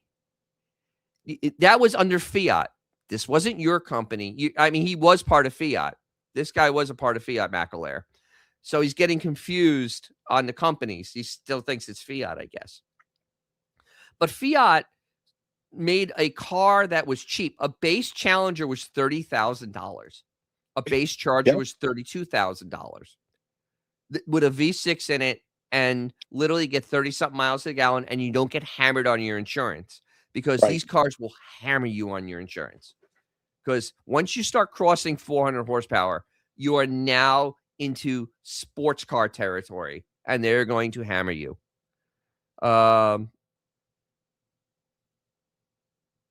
Let's see. Are they using nickel sill coated cylinders? New Dodgers are actually using a rebuildable lock. They're not rebuildable. Not from my understanding. They're not rebuildable. These are disposable engines. From my understanding, they're not rebuildable. So yeah, I'm so this is embarrassing. The cope on this is embarrassing. We don't even have all the models across our dealers yet. Because you launched it wrong. We started launching a 2-door high horsepower back in January. No, in December. And they were at dealerships by January. We have an adequate supply. Yes, you do. There's 300 of them around my area. No one's buying. Adequate supply at 420 horsepower RT, 4 doors and 2 doors. We just started shipping in the last 15 to 20 days. And we started making ways to dealer. So we have to move through the summer and let's see what we're made of. McAleer has all but promised the V8 models are on their way. How? Are you talking about the Durango? Because there is no way to fit a V8 in that car. There is no way to fit a V8 in that car. It can't. That's like trying to put a V8 in my E30, my BMW. It will fit. Just it wouldn't. It's not pretty. No. This car is made for an inline 6. They never wanted to put the V8 in there. You're talking a major redesign, and they're going to have to do crash test with it, because that's part of the United States federalization, that when you put a new engine in a new body, you have to crash test it. Yeah. Because the engine, they have to see how the engine reacts if it's going to go into the passenger compartment or whatnot. So this is literally. There's going to be no V8 coming. And then how much is that V8 going to be? Is that going to be, is it going to be a leftover Hemis and it's going to be $75,000? I mean, this is insane. And they do nothing. And here's the other part that kills me about Stellantis. They do nothing to court any of the old Chrysler people. I mean, literally, they basically have pissed on me. I've had a Charger since I was 16 years old, and they don't care. They make no parts for it. They don't do anything special for it. The 60th anniversary of the Charger, they haven't done a damn thing. If you want to be told how much they care about their heritage, that's all you need to know. They don't care a damn bit about it, and they don't care about their consumer. And all they're doing is trying to spin nonsense. And they're running out that horrible Durango and just throwing engines in it that, that were designed 15 years ago. I mean, the first 5.7, Christ, it's 20 years now. Over 20 years. The 5.7's been out. What are you bringing to your consumer? I mean, General Motors is building a brand new engine and they're putting it in the Cadillac. Mm-hmm. And they're putting it in a Corvette. They're going to put it in their trucks. And all the best you got to offer is a 5.7 that's a design that's over 20 years old. Right. I don't. The cope though is amazing. You see how the cope is so strong with this company. Absolutely. It doesn't make any sense to cope this hard on a car that is 1600 is a failure, especially for Yeah. something that's supposed to be a mainstay car. I mean, even the Mach E, when they first rolled it out, they sold more than 1600 of them. And people were kind of weary of that thing, and it still sold better than that. And it was expensive, Mhm. with the 7500 credit. Yeah. This is, I mean, could you imagine if BMW rolled out a 3 Series and it sold 1600 in a quarter? Oh my God, they'd be firing everybody. Yeah. I mean, because this is the Charger right now is their bread and butter car, and if you don't sell 100,000 of your bread and butter car, you're done. They don't have anything. The Durango is not going to get redone until 2030 now. What? Yeah. Be a 20-year-old design. Yes, exactly. Yeah. So that's Stellantis and the Cope. The Copium is massively bad at this point. I'm absolutely flabbergasted how They're delusional. I mean, really, because the yeah. price point alone, on top of a two-door, which we all know we're like broken records here, but this doesn't make any sense at all. Heck, they'd have a better chance of getting models sold if honestly they brought back the Reliant in a modern package. Yes. Seriously. Any of the cars they had, actually, even the oh God, the Avenger. Even Yes. the Avenger would be a better idea right now. Yes. Or a Stratus. Maybe a Stratus. Throw that out there. Yeah.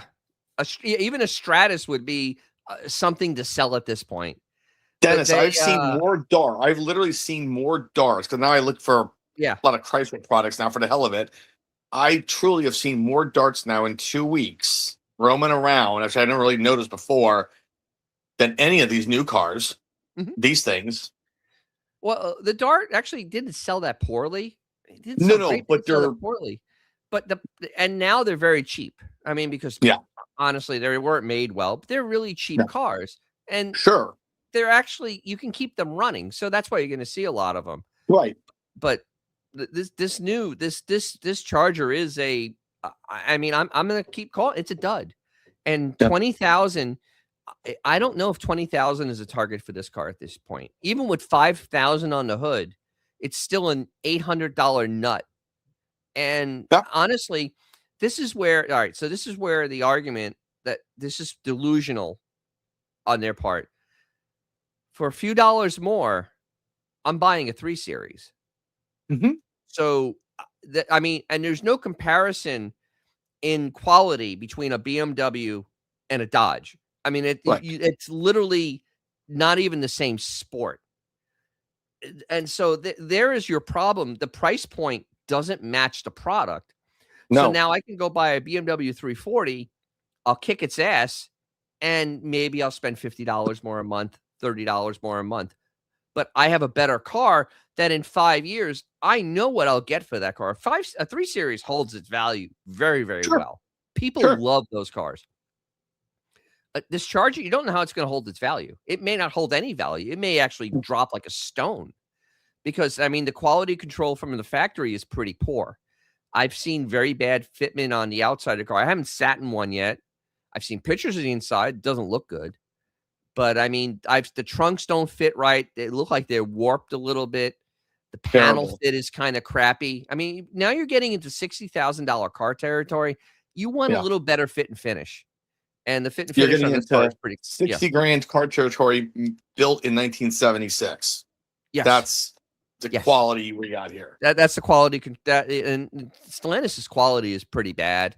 And they say they're working on it. And obviously, it's a really big problem because they're still working on it. But McAleer is not the right guy for the job at this point because he's the one that was cheerleading the electric. Literally, that's why Kuniskis left. Because Kuniskis didn't want any part of this. And the other funny thing is I haven't seen Kuniskis in almost 2 months. I have not seen him in a press thing. I have not seen anywhere. Tim Kuniskis is missing. Literally, Tim Kuniskis is missing. I have not seen him do anything for a while. He wasn't in front of the new Durango 392. He was not part of that. It's very weird. Where is Tim Kuniskis? It's like, where's Walt? Because this guy, they elevated him to be the head of like almost special operations, and now he's gone. And it's very weird. It's very weird. It's a lot of weirdness going on at Stellantis right now. I have a feeling inside it's an absolute shit show. I have a feeling that it's literally a complete absolute mess inside the place, because it sounds it. You know what I mean? It really doesn't sound like there's any cohesive plan, and they're just kind of like panicking everywhere, like monkeys, throwing poo. I mean, I just picture it being crazy at this point. But they gotta throw the presser out for some good spin on everything. This is why it makes me really sad that General Motors is the company that looks so much more level-headed, and like they have an idea of where they want to go. They aren't making stupid press releases, and the product they're developing is stuff that will sell in large amounts. Because that Cadillac will sell in large amounts. Because the Cadillac price point, it's only like, I think it's like 80,000. I think that body size is like 80. Not bad. And it's only a little bit more. Here's you go. Once again, it's a little bit more than a Charger. It's a 4-door, but it has a V8 in it. Right. And it's Cadillac. And once again, where all the things that General Motors does wacky, Cadillac always has quality. I mean, that is something they really brought back in the last 10, 15 years. They damn well made sure Cadillac has quality. Just like Corvette has to have quality. Because I thought the mid-engine Corvette was going to be a disaster, but they proved me wrong. They literally they did their homework on that car, and they made a hell of a car. Yeah. Because they did their research, and they made sure the car wasn't, poo-poo. So I'm quite shocked at this. Let's see. Kuniskis was telling Leno a year ago that if Dodge can get 7% of the overall market, they would be successful. Dude, they can't even get 2% of the market now. They're going to sell less than 100,000 cars. I mean, that's like that's not even 2% of the market. Holy Jesus. Wow. The whole company's diluted. I mean, on what planet, what models were they going to get 7% of the market? I mean, what models were they going to sell to get that many cars? Because what is it? Was it 2 million cars? How many cars? Oh, it's 7 million cars. So 7 million vehicles sold in the United States. 2% of that is what 100 and was it? I got to do math. Hold on. Hold on. You made me have to do math, and I can't do it in my head right now. Let's see. 7 million. Because that's usually the number. Back times 7% equals 490,000 cars. I was gonna say, I don't even think GM is like 12% or something nowadays. It's not. No, they're a little higher. GM sells millions. Okay. They're still, but Dodge used to sell 490,000 cars. Huh? The word is used to. Yeah. So, wow. That's delusional thought. I mean, you have no product to sell that many cars. Wow. If they didn't screw the Hornet up so much and give it a stupid name, it probably would have been okay. Maybe that thing could have sold if they had just made it a normal crossover. Maybe they could have sold a bunch of them, but God, I don't know. It's really depressing to think about Dodge at this point. It really is. It's actually kind of sad. Oh well. So, Fluno, you heard. We have a little gas problem right now, and a little bit. So everybody always has stupid ideas when things like this happen because, especially the government, because government has to have stupid ideas because otherwise we wouldn't need them. Right. So one of the ideas was to push 15% ethanol, E15, to go up again. And this is a terrible, awful idea. It's a horrible idea, actually. I have 2 articles on it. It's so bad. Oh, God. Uh, so I'm gonna go through it, and then I have some thoughts because Okay. I remember hearing a lot of different things. I retain some things. Suddenly it's 2008 all over Yes. again. Yes, it's 2008 all over again, and we need to have stupidity. Oops, what the hell? I didn't want to do that. I want AI mode. Fuck, yep, bite me. All right. So cheaper E15 gas not recommended for all types of engines. Basically, almost. Shocking. Let's see. They made corrections. As a national average cost a gallon of gas jumps above $4 and hits $3.28 in Iowa on Tuesday, March 31st, the administration said to allow E15 this summer, which is stupid.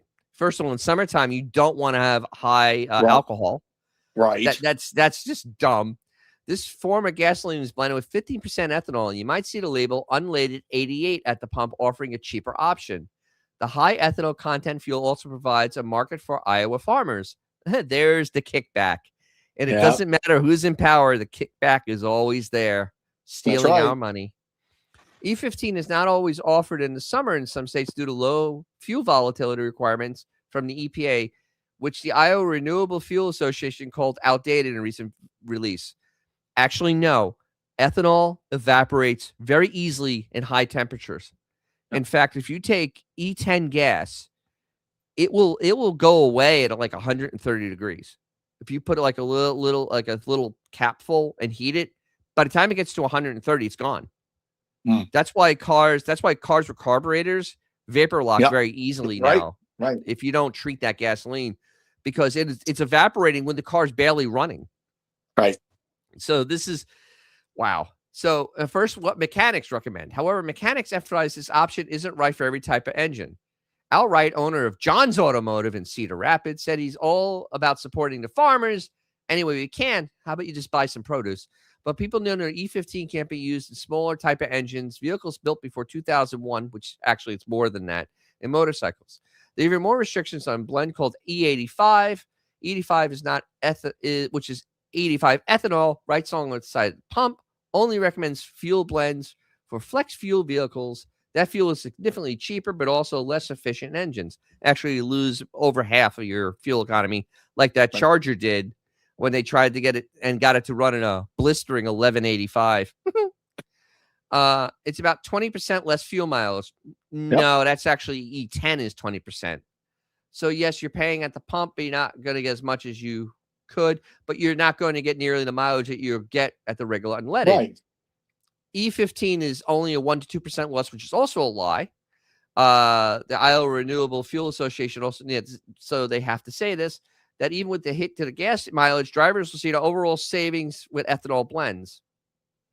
In the wrong engine, Wright said the alcohol in the fuel can eat away at corrode rubber parts. His shop recommends an ethanol defender two-step system to customers who have dealt with buildup in their engines. We see a lot of stuff coming in the shop, even that the alcohol content, the computer, the engine lights on, and actually running bad because the alcohol content is so high. Yeah. Wright said gas pumps have become confusing for customers with unleaded gas, unleaded E88, E85, and diesel. How's that confusing with diesel? We have actually had customers call me and say, hey, by mistake, I started putting E85 in my vehicle. What should I do? And most of them, as long as you're not filling the tank, or even if you fill the tank, you notice the check engine light may come on, things like that. But a lot of times you top it off with regular unleaded, and it clears itself out, diluting it. He encouraged consumers to know their engines to handle before grabbing a pump handle. Okay, so let me go on my years of dealing with cars. BMW flat out says, even the new ones, they cannot run on anything more than E10. In fact, E10 is not even preferable for them. They do not. BMW absolutely says no on E15. Absolutely. Ford, my F-150, no E15 in it. And that's a 2016. It's not a 2001, it's 2016. Ethanol is a very, very stupid way to increase octane, because that's what ethanol is doing. Ethanol is an octane increaser. but it also has a huge trade-off in that it burns super fast, and it basically makes the engine run warmer, Right. and it runs quicker. It runs through there quicker.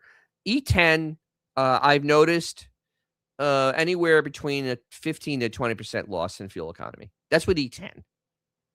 And it's worse when it's hot or you're doing stop and go. It is literally because it literally because at stop and go, you're using a lot more of the advance in the engine and moving forward, and that's where the fuel economy comes into play with this stuff. It's brutal. My truck, I mean, I've had pure gas in it, and I've had and it's harder to find pure gas.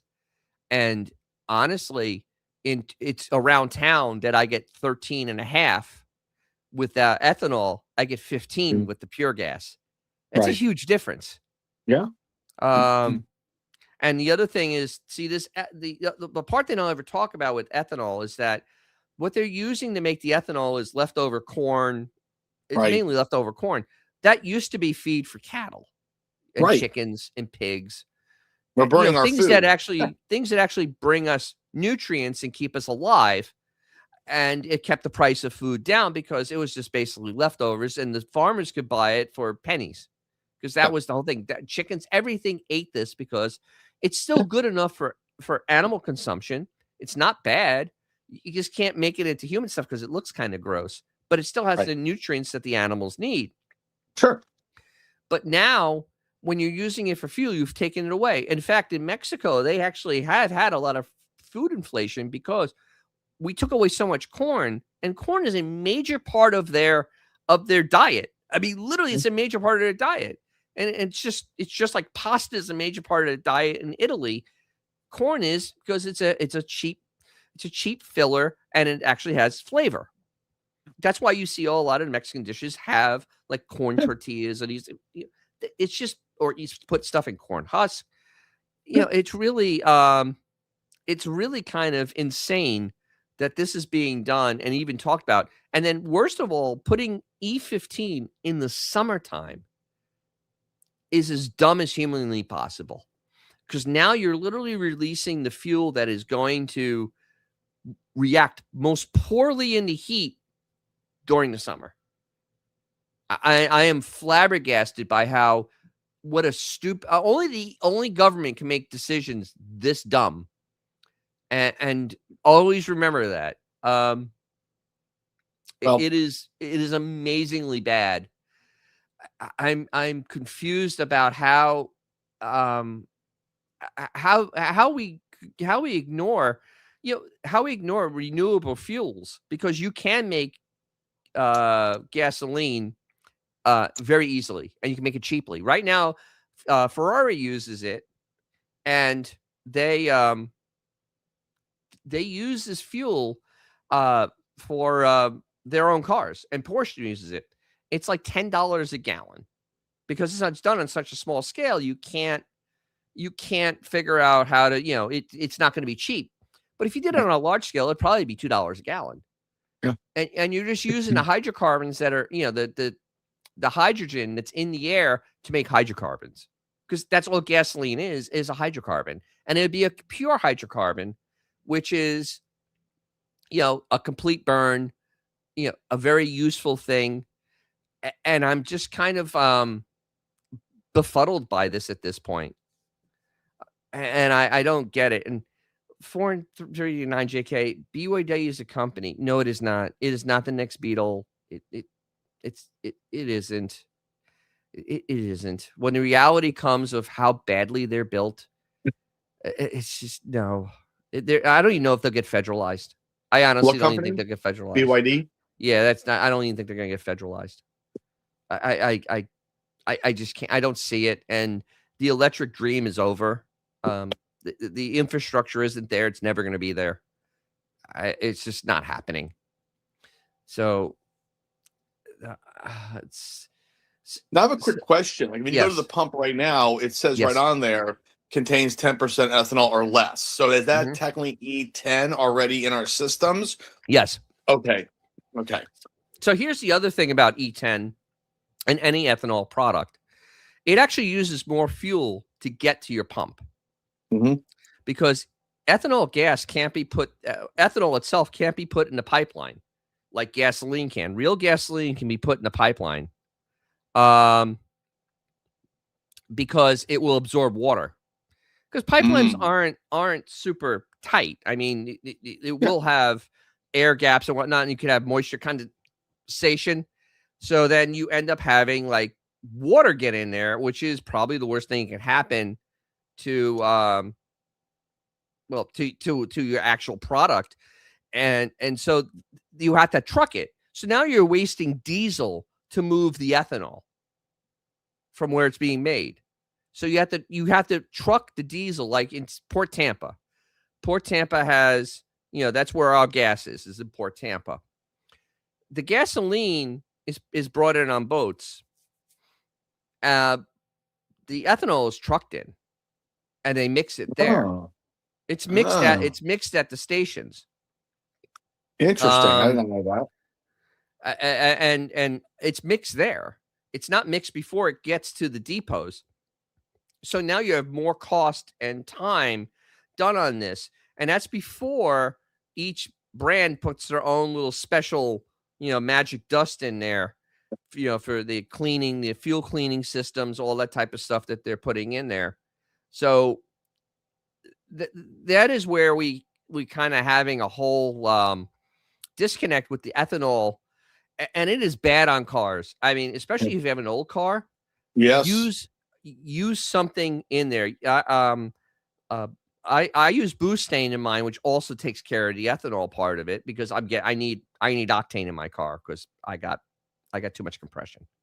But before that, it was Stable, and use Stable Marine because Stable Marine is used on boats where there's lots of moisture, and it is one of the better ones to actually keep you from getting the white rust. See, what happens is that the reaction you get from the moisture that's attracted in and the gasoline with like aluminum, it makes this really horrible white rust you can't get rid of.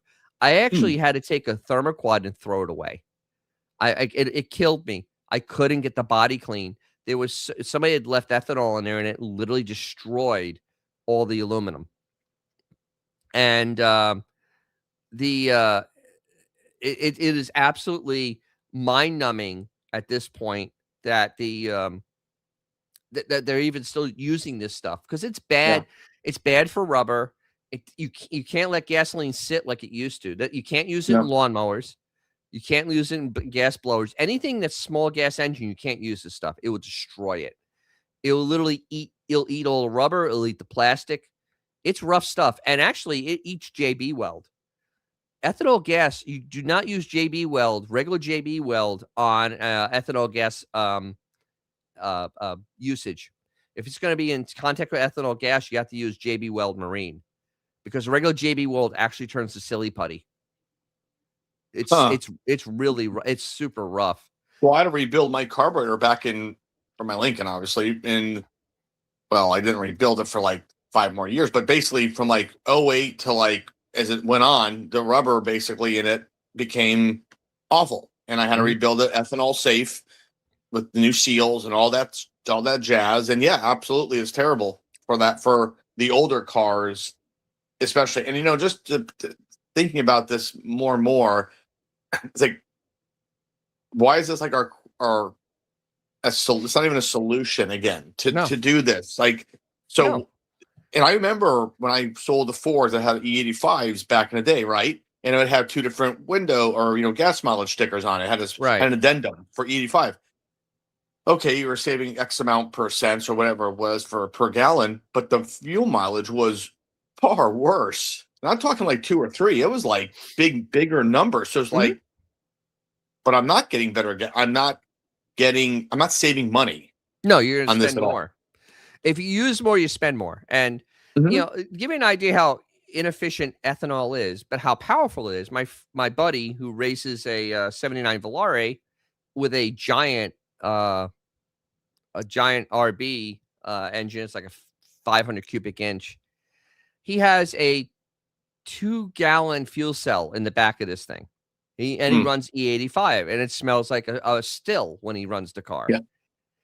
And he does 1/8 of a mile. So literally, he says that 2 gallons he puts in there, by the time he's done with the 1/8 mile and drives back to this thing in the pits, it's almost out of gas. That's how fast it burns. Wow. It is absolutely, it's horrific. And so this is the stupidity that our government is going to try to for a temporary problem.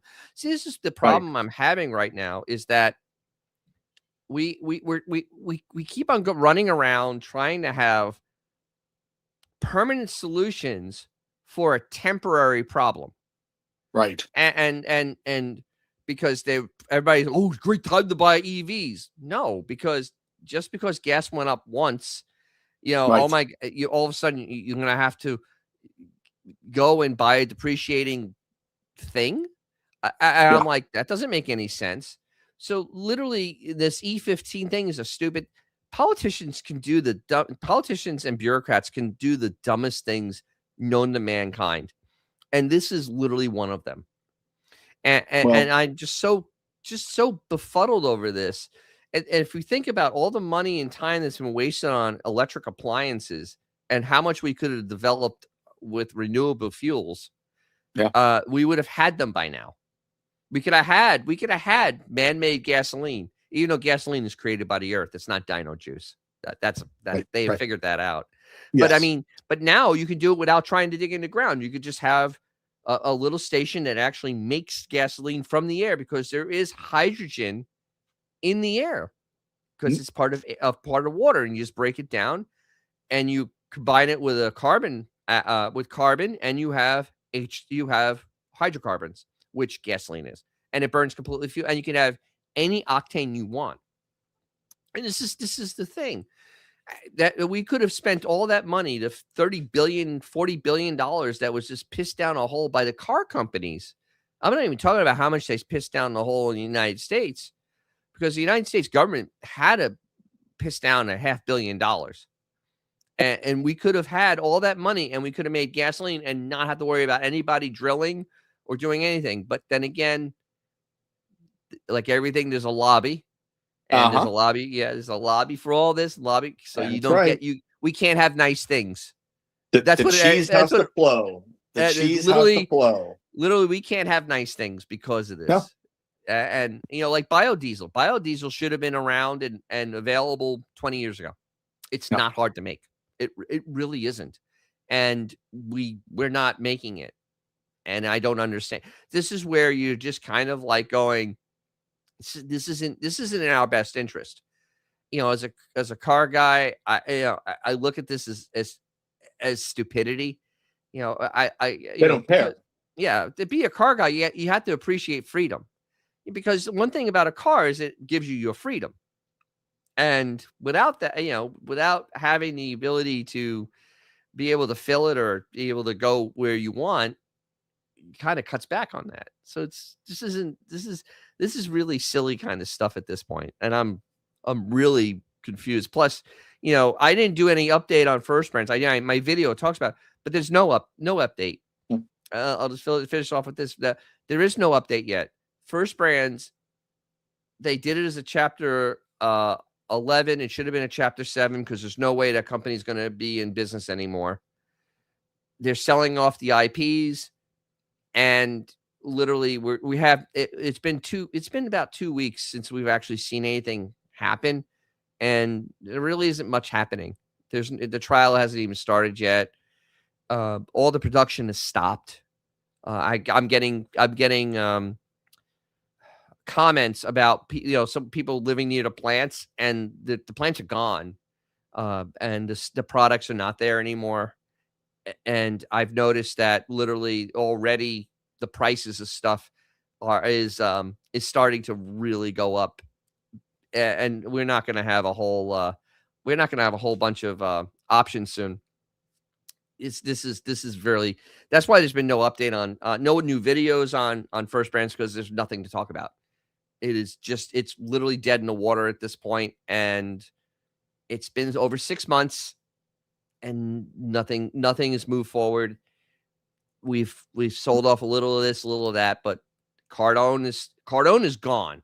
From my understanding, one of the commenters said that basically they destroyed they literally destroyed everything. It's like the machinery got destroyed. And I'm like, this sounds like DeLorean level stuff. Yeah. Autolite is going to be made, but then Raybestos, there is no plan for Raybestos. I've heard nothing. And so basically anybody with old cars, 20 Cent Motors, Rock Auto's been busy processing my new orders. Yeah, good luck. Good luck, because my friend ordered drums 4 times for his Toronado. 4 times. Ugh. Finally may have a pair by next week. There's no sure thing that you're actually going to get the product.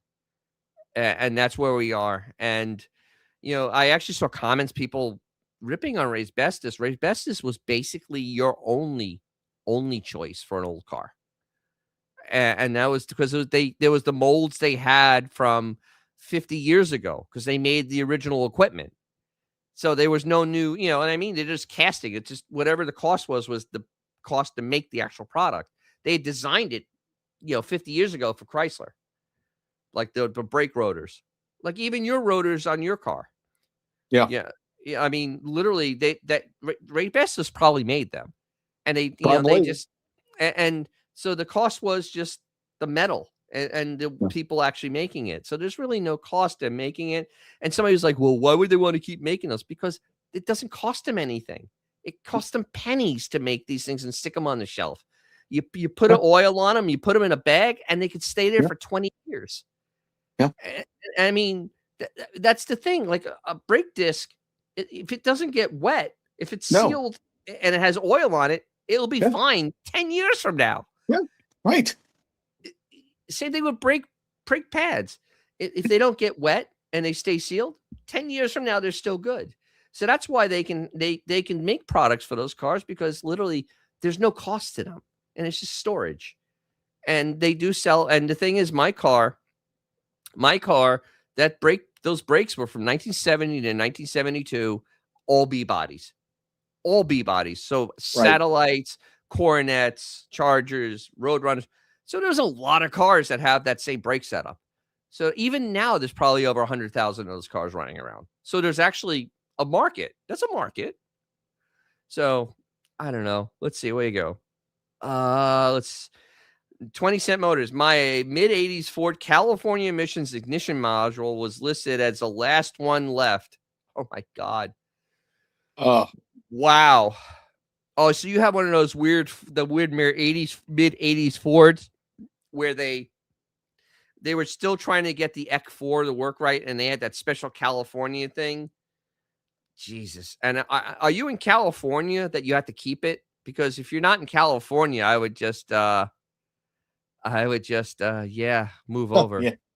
The California emissions type is a big aluminum box over the distributor mounted style.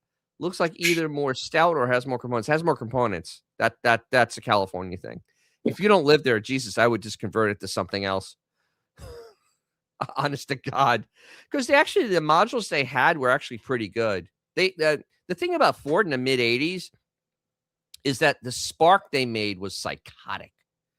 I mean, that was actually a high powered spark, because they saw that General Motors had made a high powered spark with the HE.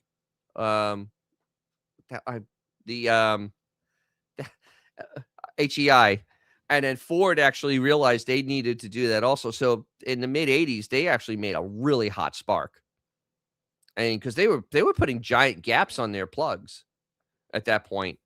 It was over. What are they doing, like 0.50 or something like that on the V8s? Like some crazy number. It was no 0.35. It was pretty big. Yeah, right now it's like the standard 0.35. Yeah, that's my Charger. It's 0.35. Yeah. Yeah, my truck's actually 0.28 because it's a turbo, a high compression turbo gas engine. So it has to have the smaller gap. Otherwise, you could blow the flame out. Oh. Yeah, swear to God. I actually tried 0.30. And it ran like ass. brought it down to 0.28. Oh my God, different truck. Isn't that amazing? How just So that wait, so little 20 Cent Motors is not in California? Dude, then I would just convert it. The other stuff's so plentiful. Just convert it. Damn. I can't even imagine how much it had to cost too. Good Lord, because that's such a small market. But yeah, so yeah, we're at a really weird time now. We are truly at a weird time where General Motors is the same company. And that Stellantis is obviously just full of cope and delusional people, and Ford is I don't know what the hell Ford's doing. I at still times I wish I did. living the electric dream, I guess. I guess Getting rid of the best-selling mini Ute that they have. That's now every time I see one on the road, I'm like, why would you stop making this Escape? Really? Let's see. G Canada with his Fords that always break. Pretty sure the box blew in my parents' 83 Crown Victoria on the way to a place in North Carolina. We had to stop in Baltimore. I'm so sorry, Washington D.C. instead of where we stay. Yeah. Those modules they're always notorious for going bad. They were right by the distributor. They were notorious for going bad. 84 Tempo that burned up as a distributor model. Yep. It would cruise, but try to give it gas. But yep. Yeah, that was that mid-80s Ford. Yeah. Vintage 76. All right, good night, man. Watch it. Yes, watch it, hype it, like it, share it to all your friends. Yes, please. Please, thank you. Yeah, so Yeah, I want to interject something, Dennis. Real quick. Sure. I was thinking, remember, and again, it's not a bias statement because in some areas it works very, very well, like metropolitan areas. But remember about 15 years ago, especially like in the Hillsborough County area, and for folks listening, that's the Tampa Bay area, big spread out county, huge county, very spread out. You got Tampa, and of course you have St. Pete and Pinellas. You got some urban areas, but a lot of spread out areas. right. And even across Florida in general. Remember, like I said, a lot. You were talking about freedom in automobiles and the ethanol, the solution, these great solutions. Yes. Remember how the obsession was, let's just put rail everywhere. Okay. Yes. Now, rail, yes, absolutely. Metropolitan, been around New York City, Boston, Chicago. But again, Los Angeles doesn't even have rail. Okay. I mean, maybe they have some slight ones, but I didn't see any out there. I see a lot of freeways. They love their cars. But it's funny how everyone, because I was very involved, as you know, back then, county stuff, certain people out there, no matter what party you were in, everyone was rail. By 2035, we'll have all this done. And then why do you still like that ancient, 20th century product of the car? And I'm like, well, why do you like the 19th century product? Okay. And it was funny how, again, I'm not opposed to trains. I'm not, again, it's kind of like even alternative fuels, but the rationale behind it was asinine. It was millions of dollars. Like the high-speed rail across Florida, which no one ever listened about, was let's build it from Tampa to Orlando. The average ticket would be $60. Even at $4 a gallon, that's not $60 to drive there and back. And you drop off from Ybor City to here. And then you have to go using either a taxi or other car or something. And then when they tried to connect the rail, nothing jived. Nothing connects. And I just remember how it was like a nonstop conversation. The vote, to get the amendment. And it got so nauseating because, like I said, sure, if you want to have one looping around Miami, great. You want to have one, again, any other, Miami, I can totally understand, especially Fort Lauderdale, Miami, back and forth. But we're not designed. I'm using Florida as one example, but it was nonstop pushing down the throats, millions of dollars of our money to convince people to park, ride, and then magically get somewhere else in areas that had no urban infrastructure. And it just kind of reminds me, it just hit my noggin because it's almost like the ethanol, so what problem were we trying to solve? Because now you don't hear about it whatsoever. And what people didn't realize back in our governor back in the day nixed the federal funding because what no one mentioned was, after 10 years, we as Floridians would have been Right. responsible for the light rail upkeep, the this, the that. Great concept. Maybe like ethanol is a great concept, and I'm saying that loosely. But the reality is, it wasn't going to work. But yet, everyone jumped on this, and everyone thought it was great. And get rid of your car, and everyone's going to hop on $60 train tickets, like to nowhere. I don't know. It just kind of made me think about Mhm. the government and solutions. And Yeah. once Well, that fad ended, I mhm. haven't heard anything about rail in No, years. well, the only place I hear rail is in California, where they basically have made a mile of track for like $30 billion. You Right. know, as Reagan said famously, if the government ran the Sahara Desert, it would run out of sand. And Exactly. and the thing is, our leaders aren't doing things for us. Ethanol should be taken out of gasoline so our cars would last longer. Right. Ethanol is hard on any car. I don't care what if it's made for it or not. It's still hard on it. The It hard right. attracts water. In Florida, it attracts water. We have lots of water in Florida. It's very moist in the summer. It's humid as Right. hell. Yeah. Voice right now. Right. And you literally have all these issues that are going along, and they're and not Uh-oh. what? There's a Oh, you got a cat fight going on? turf war just happened. Wow. Excellent. The Crips and the Bloods, nice. Um, Look at this. Oh, G Canada, of course, with his communist up there. The commies want to build a $90 billion high rail from Quebec City to Windsor, which goes through Montreal and Toronto. They may make back 20 billion. It's insane. Nobody wants it. Yeah. That is a lot of rail, and there's no way you're building that for $90 billion. No. Even especially Canadian, because isn't that like $100 or something like that? I forgot what the conversion is. But yeah, that's insane. That's crazy. That's a long distance, and that's crazy. The thing is, this country went away from rail during Eisenhower. Yeah. That was the end of the rail companies. Was in the 1950s, and